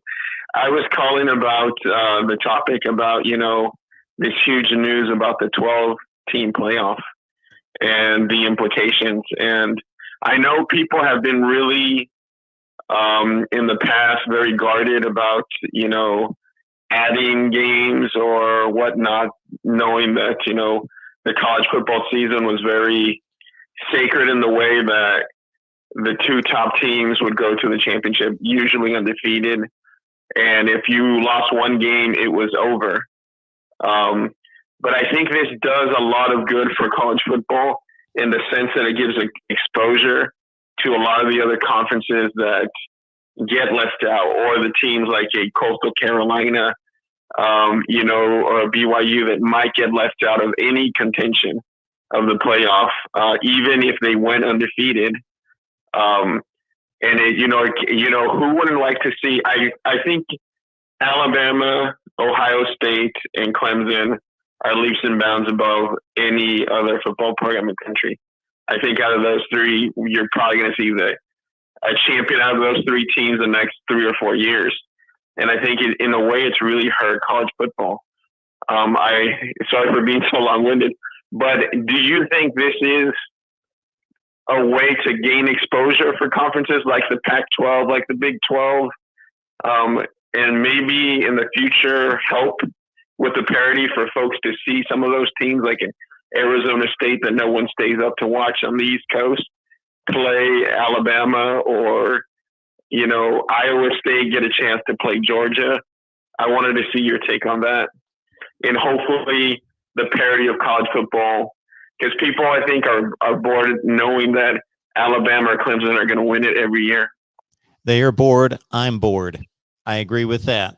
I am holding right now an Athlon's and a Lindy's preseason magazines.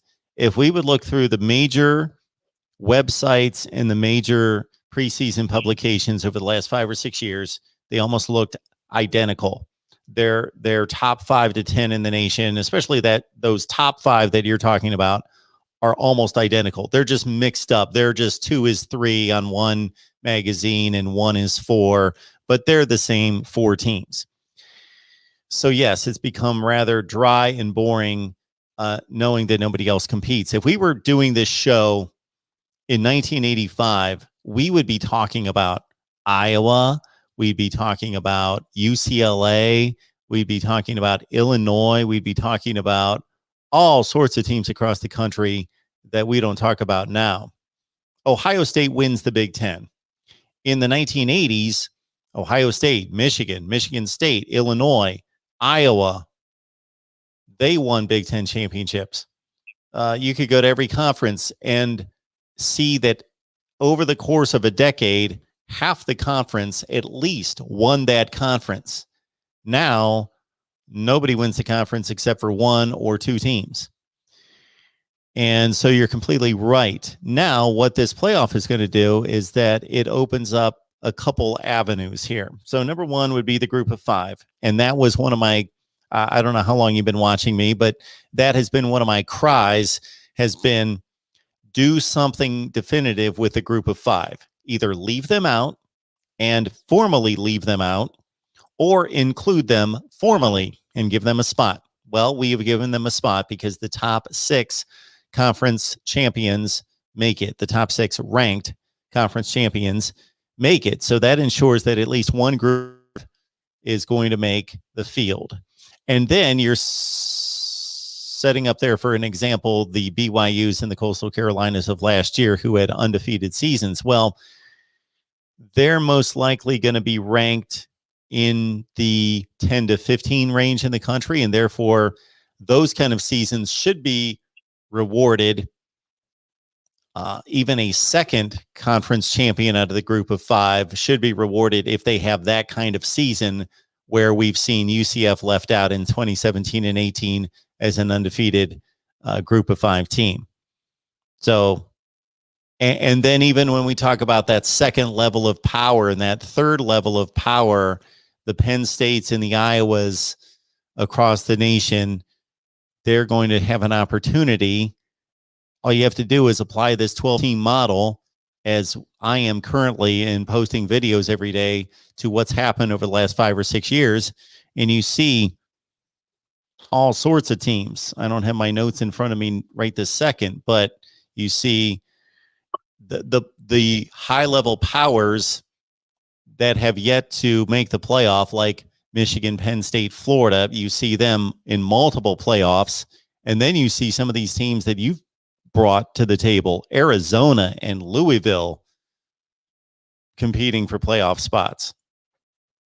So whether that's going to affect recruiting, and recruits are going to be more open-minded to, okay, there's a lot of different programs that could make the playoff. A lot of people believe that's going to be the result of this, and it's going to spread the power out. Even if it doesn't spread the power out in terms of recruiting talent, there's still the opportunity for those teams to just participate in the playoff, which I am all for. Now, they messed up how they are implementing this, but the 12 teams, in terms of affording more spots and getting all the conference champions from the Power 5 in, I am all for. Absolutely. What else could be done to give more parity to college football? I mean, in the past, they even reduced scholarships to these powerful teams. You know, back in the day, Nebraska had a lot more scholarships, the Ohio States, the Michigans. And, you know, the dominance is just so big. What else can college football do to make it more competitive, I guess, other than this, you know, giving more exposure to the play through these playoffs? Well, like you say, they reduced scholarships.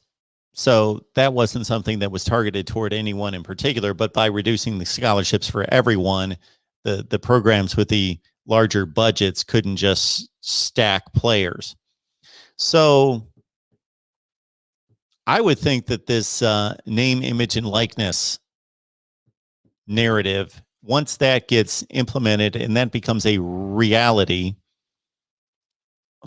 and players know that they can go to other, again, we're not talking about suddenly Oregon State's going to be a factor or Kansas is going to be a factor. But it would just be nice if Notre Dame, Michigan, Penn State, Tennessee, we could go through a number of programs, suddenly became relevant again and can compete. Again, it's not. The result of all this is not good for the college football fan that wants to see a more interesting landscape of competitiveness. But let's understand that Alabama, Clemson, Ohio State have differentiated themselves. It's not their fault. Nobody's given them any kind of an advantage. They've done it themselves. They're just excellent at what they do, and they've just harnessed the resources. Texas has the same resources as Oklahoma or Alabama or Ohio State. They're just incompetent. There are other programs in the country that have just as much resources. There's not a ton of them, but there's another 7 to 10 to 12 schools like Florida, like Notre Dame, like Michigan, like Penn State, that have the like USC, that have the capabilities, that have the resources and the facilities to do it, and the brand and image to get it done. They have not put together the process. So, if we would have sat here, let's say 20 years ago, and said, who are going to be the 3 dominant programs in college football? We were sitting here, yes. If it was 2001, and we were saying in 20 years, 3 programs are going to dominate college football. They're going to win all the college football playoff games. They're going to win all the championships. What 3 programs? We could have debated for hours and hours on here about who that would have been. It wasn't like clear cut, like these 3 are going to become. It wouldn't have been like it would have been in the 1950s, and it would have been, it's going to be Notre Dame and Alabama and Michigan or Ohio State, like Clemson and Alabama in 2001. What was Alabama doing in 2001? They were going 7-5. Ohio State was really good once they transitioned into Jim Tressel's years, but they weren't like a slam dunk. Well, they're going to be one of the 3 for sure. We could have had a call-in show if we could have known and done this. If we could look into 2041, there's going to be 3 teams that are going to dominate college football. So credit those schools and those football programs for raising their game and just putting all their chips in the middle and saying we're exhausting all resources and going to be just not putting up with anything other than elite play and excellence, and we're going to do everything possible, and we're going to work tirelessly to be excellent. Agree. You saw the difference in commitment. Let you go and Sure, appreciate it. Thanks for the call. You got something else for me? Yeah, quick question. Go right ahead. I want to let someone else get a call. I'm taking advantage of your kindness. 2001 Miami Hurricanes, still the greatest team of all time, since you mentioned 2001. So I don't want to spoil this because we are very soon, as we can get the schedules together, we are going to have a representative of the Miami Hurricanes and a rep for the Florida State Seminoles, and they are going to argue the 0-1 Miami team against the 13 Florida State national championship team. And then I'm certainly not just going to sit back and let them go at it. I will do that for a period of time, but at some point at the end, I'm going to say, this is what I believe would have happened. And to your point right there, it's funny that you bring that up because, you know, I wanted to not just go off the cuff, off my memory. I went back and I got it right here somewhere. I got like notebooks stacked all over the place with notes, but I went through both teams and who went where in the NFL and how many number one draft picks and how many overall draft picks and went through the games to try to get a read on how difficult the schedules were. So I would answer your question, but I don't want to spoil my response to that debate that hopefully is going to take place in the next couple of weeks. Fair enough. But so I'll let you go, but can that team, we won't say the 01, or can those teams, the Miami, the 01, and the Florida State, could they compete with Alabama today?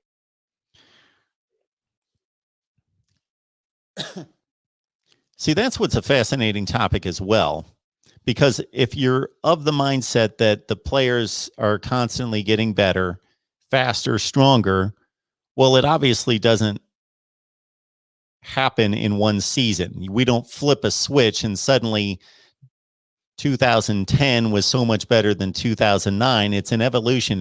It's a process. So, you know, those 2001 players played NFL careers that lasted up until, you know, 6-8 years ago. So obviously the football being played 6 or 8 years ago is pretty much the same as it is now. So if you follow me, it's difficult to judge, for me to judge. Now it's easy to go back if it was 1950 and say, well, those guys can't compete with today's players, but that only being 20 years ago, the game has changed. It's become more sophisticated from a passing standpoint. I got to think that the 2001 Miami team could step on the field if we could run back the clock and then play the 2020 Alabama team, and they would be just as good, if not better. Right. Those guys all played 10, you know 12, what? 15-year careers in the NFL. Shoot, Frank Gore's still playing. Absolutely make that point. Yes. Frank Gore's still playing in the I'm gonna NFL let you right know. now. So Yeah. appreciate the call. Phenomenal. Yeah. Hey, thanks for everything. Take care. Love the show. Bye. Thank you. Appreciate it.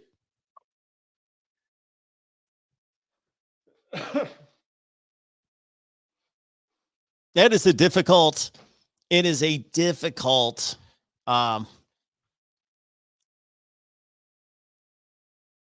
argument to make, talking about different eras. Because again, if you're going to separate eras by 50 years, then you can clearly see. We can put the videotape on from 1950 versus 2000, and it's easy to see. It's clear to see. I will be the first one to go to bat for the 1950s guys because there's a lot of limitations that they had to deal with that the guys in 2000 didn't have to deal with, and a lot of advantages that the guys in 2000 had that the guys in 1950 did not have. So I will always go to bat for the old timers just to say, let's remember A, B, and C. They're playing both ways. They don't get to play 3 plays and then head to the sideline and take a breather for 5 plays and then come back in for a sub package and all this other crap. They were out there all the time. And when I have this conversation with some people, I got to remind them, I mean, all the time. I'm not talking about they always played offense. They played every play of offense. No, I'm talking about every play. No wonder when you see the old film and they score a touchdown, they didn't go crazy and go through 82 different dances and everything else, because they knew they had to go, they had to be on the extra point team. Then they had to kick off and they had to play every play. They were expending energy every play of the game. If these guys had to do that today, they would be destroyed. So anyway, and there's other things that I could go on to defend and I'm just picking out 1950. But it's clear to see. You throw in the film, the speed, the size, the freakish athleticism versus what it was in 1950. Okay, it's easy to see. Okay. But once you start to narrow that and you're like, 1985 versus 2000 or 2000 versus now, and it's like, well, if we know that these players are better now than 1950, then they had to have been better now versus 2000, right? But it's harder to see, of course. And then you start to talk about and make comparisons about what players played against what players. Well, I had this conversation with somebody at one point, and they were defending like let's say mid 1990s football. And I was able to connect players from like the late 60s, early 70s in the NFL versus players that played in the mid 90s. And they were saying that there's no comparison between the same two. And I said, and I wish I could remember what, 7 degrees of Kevin Spacey. Kevin Bacon, 7 degrees of Kevin Bacon. I only had to go 1 degree to say, well, that player played against that player and that player played against that player. So if Lawrence Taylor played against,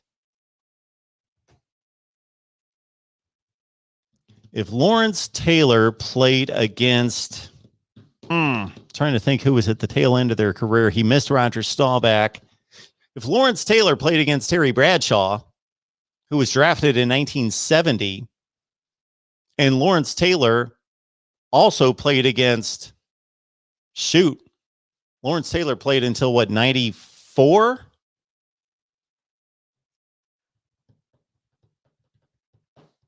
Not quite Peyton Manning. 94. Trying to think who was really good. That was obviously the Marino Elway era, but those guys were drafted in 83. I'm trying to come up with somebody who was good that was drafted in the early 90s at quarterback. Man, everybody I'm thinking of was a bust. Rick Meyer, Todd Marinovich, Jeff George. So anyway, I think you get my point. If Lawrence Taylor played from 1981 in the NFL to 1994, then he played at the beginning of his career against players that were playing in the mid to late 70s. But he also played against players that played into the 2005 to 10 range. And if anything, Lawrence Taylor was a better player, more athletic at the beginning of his career than he was at the end of his career. Maybe some of that made sense. All right, we got a call coming in here at the Voice of College Football. Yeah, who's on the line? Hey, Mark, this is Chris. How's it going? Hey, Chris, I'm doing well. How are you? Pretty good. Just called to talk a little bit more about the playoffs. I guess I've been thinking about it for, ever since they were talking about the possibility of changing it from 4 to 12. And I've been going back and forth on it. I'm a fan of a team in the group of 5, and I generally, follow where the top or the highest ranked group of 5 team normally is. And there's somewhere around, the 12 to 15 towards the end of the year. Even with the spotless record, usually. Now, I know Cincinnati this year has the kind of schedule that a normal group of 5 team doesn't get to play. So they actually have an opportunity to straight up. I think if they go with a clean record this year, they have an argument. Absolutely, but, they've got an argument. Yep. Yeah. I was looking at it and I was thinking, the way I understand the playoffs to be set up, there's going to be basically, and this is the way, I'm going off of past ranking. There's going to be 11 spots available for Power 5 teams, and there's going to be one available for the Group of 5 teams, so a Group of 5 teams can finally get in there. So I was thinking there's like 65 Power 5 teams, and then I guess you add Notre Dame in there, so one in 6 1 in 6 Power 5 teams will be able to make the playoffs. And on top of that, I was thinking, hey, we got 5 conference championship games. Wouldn't each team that makes the conference championship automatically get in? I mean, you got all of the conference champions, so they would get in.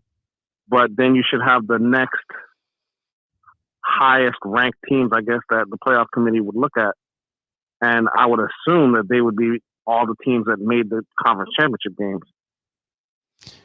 I understand your point in theory. That makes sense, but that's not how it would play out.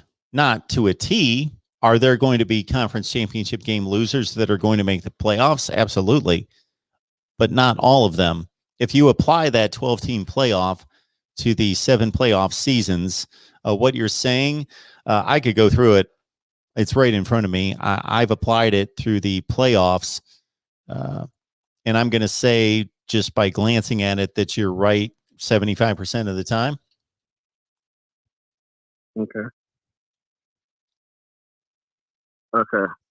Yeah, I was just thinking, I mean, 1 in 6 teams making the playoffs just seems, it's just not what I'm used to.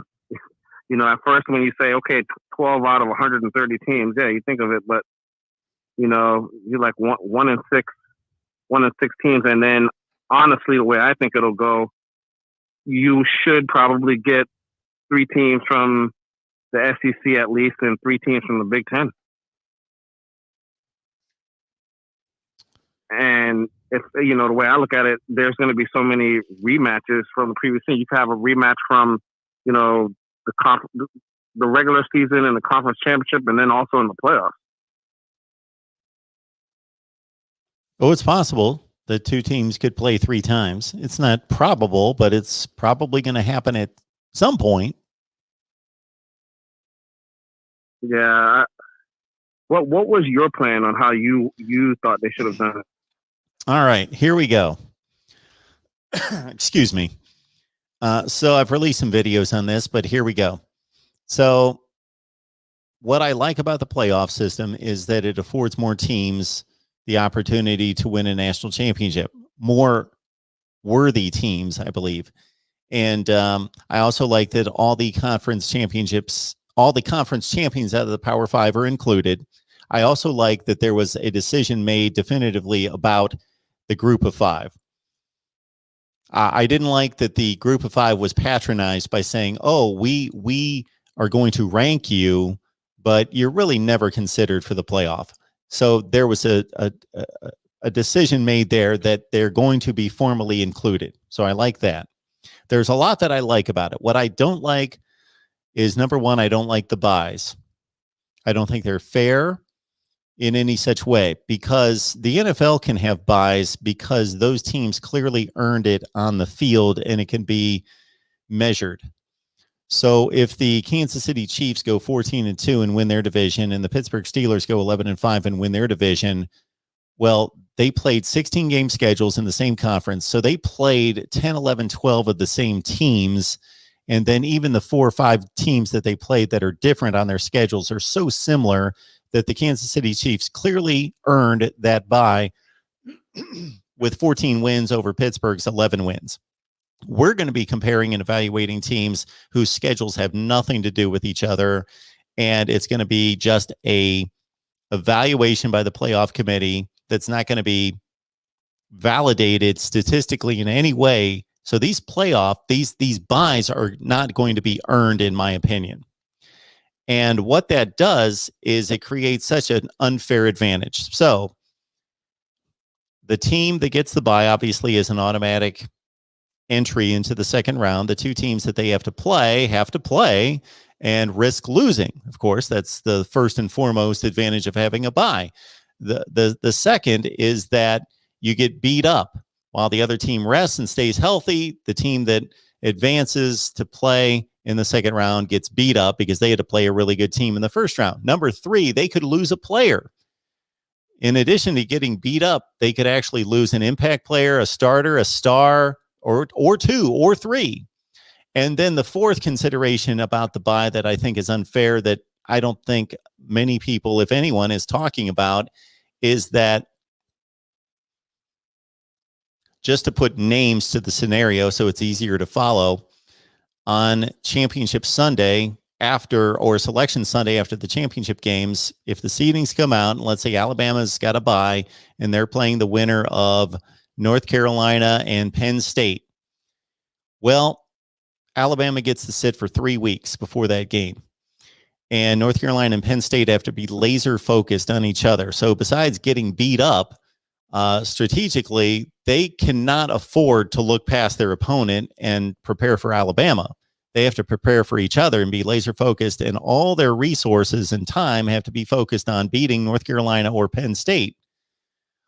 And then they're actually going to put a game on tape that Alabama can study, while Alabama gets to sit for 3 weeks and prepare for North Carolina, split their scouting between Penn State and North Carolina, and prepare for 3 weeks. That's a completely unfair advantage. That, again, is not based on an earned bye. All right, my system. Yeah. Okay. We did a live stream about 3 months ago, and I laid out my system. I had a whiteboard and the whole deal. So, one of two ways: either an 18 playoff, which would have the 5 Power 5 champions and the 1 Group of 5 champion with the best record. Okay, and then what would that be? That would be 2 wild cards. Okay.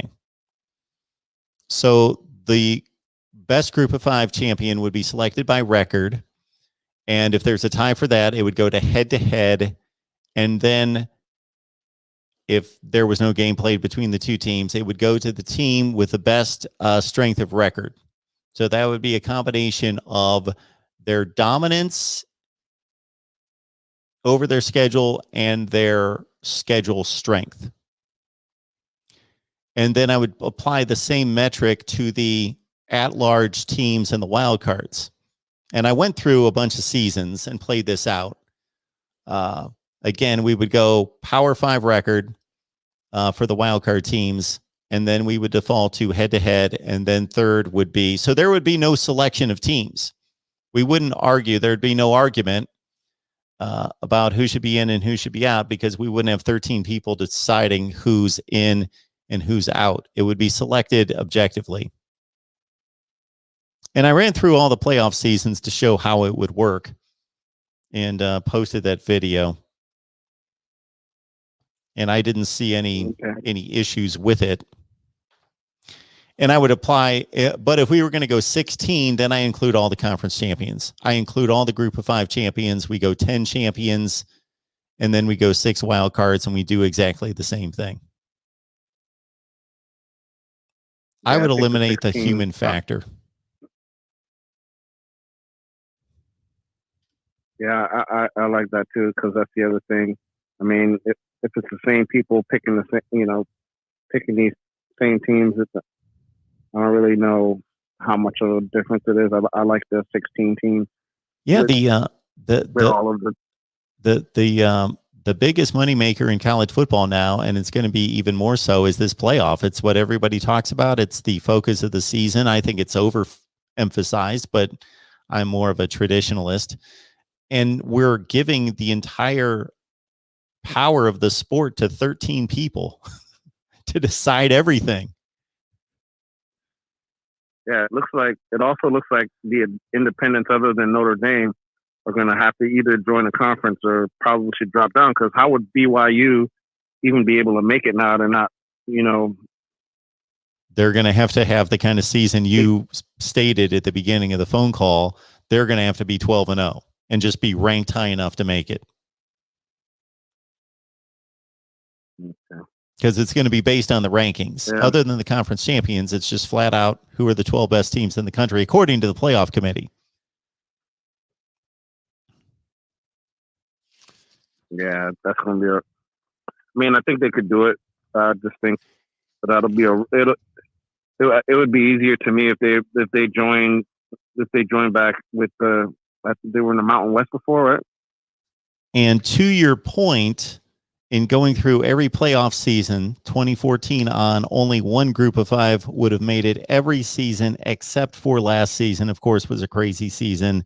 And that, of course, would have been Cincinnati is the highest ranked conference champion. And then Coastal Carolina was the 12th ranked team in the country, according to the playoff committee. So they would have snuck in. Yep. All right, Mark.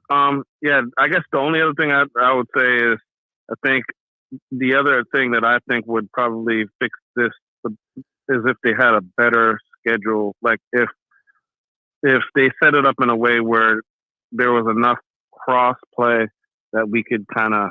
Oh my goodness, you're speaking my language. About one team. So you've hit on the point of points. You've hit on what I preface all my playoff discussions and videos with, that the format is only as good as the schedule. So the scheduling needs to be revamped. The scheduling needs to be taken out of the hands of the individual programs, and there needs to be a formula for the schedule. And my schedule formula means that we play in conference and out of conference schedules against composite 500 records, meaning if you look at Alabama's under my scheduling proposal, if you would look at Alabama's non-conference schedule, those 4 teams would have a composite 500 record, just like Purdue's would or Kansas State's. Everybody would play an equal schedule, at least on paper. You can't predict how teams are going to do the next season, but based on last year's results, everybody would play a 500 schedule.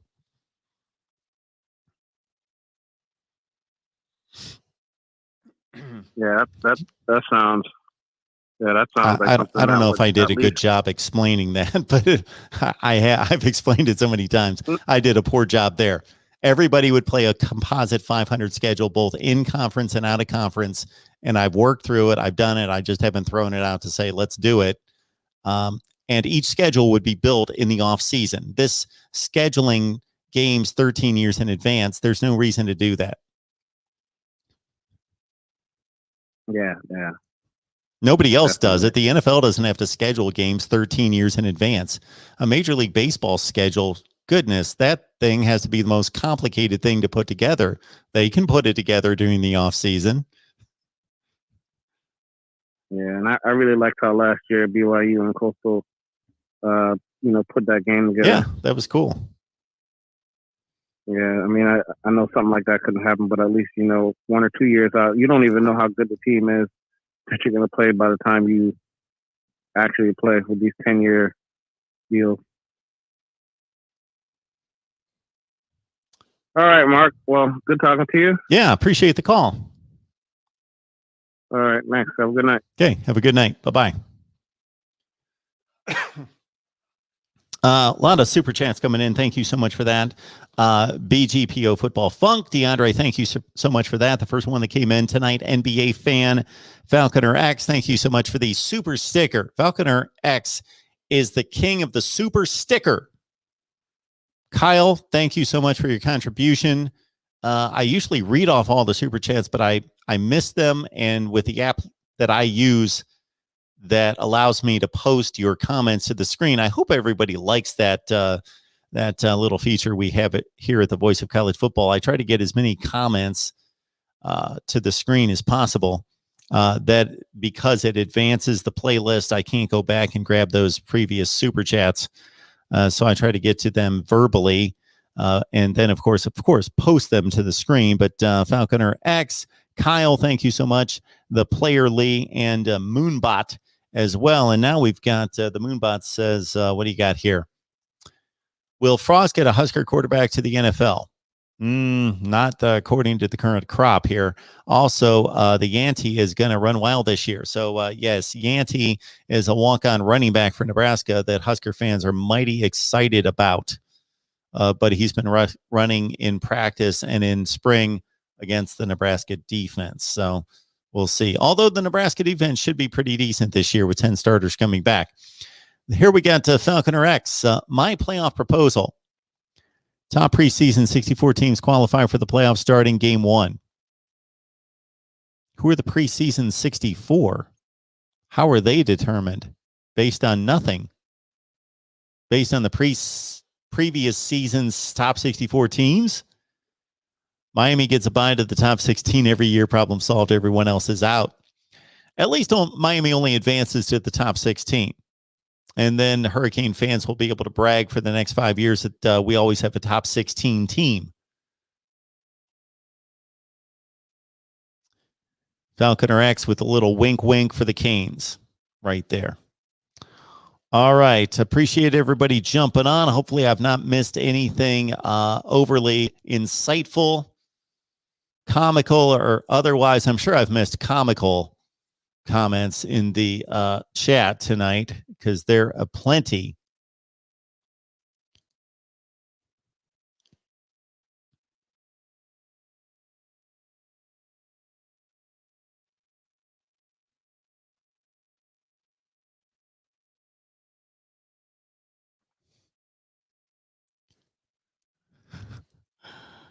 All right.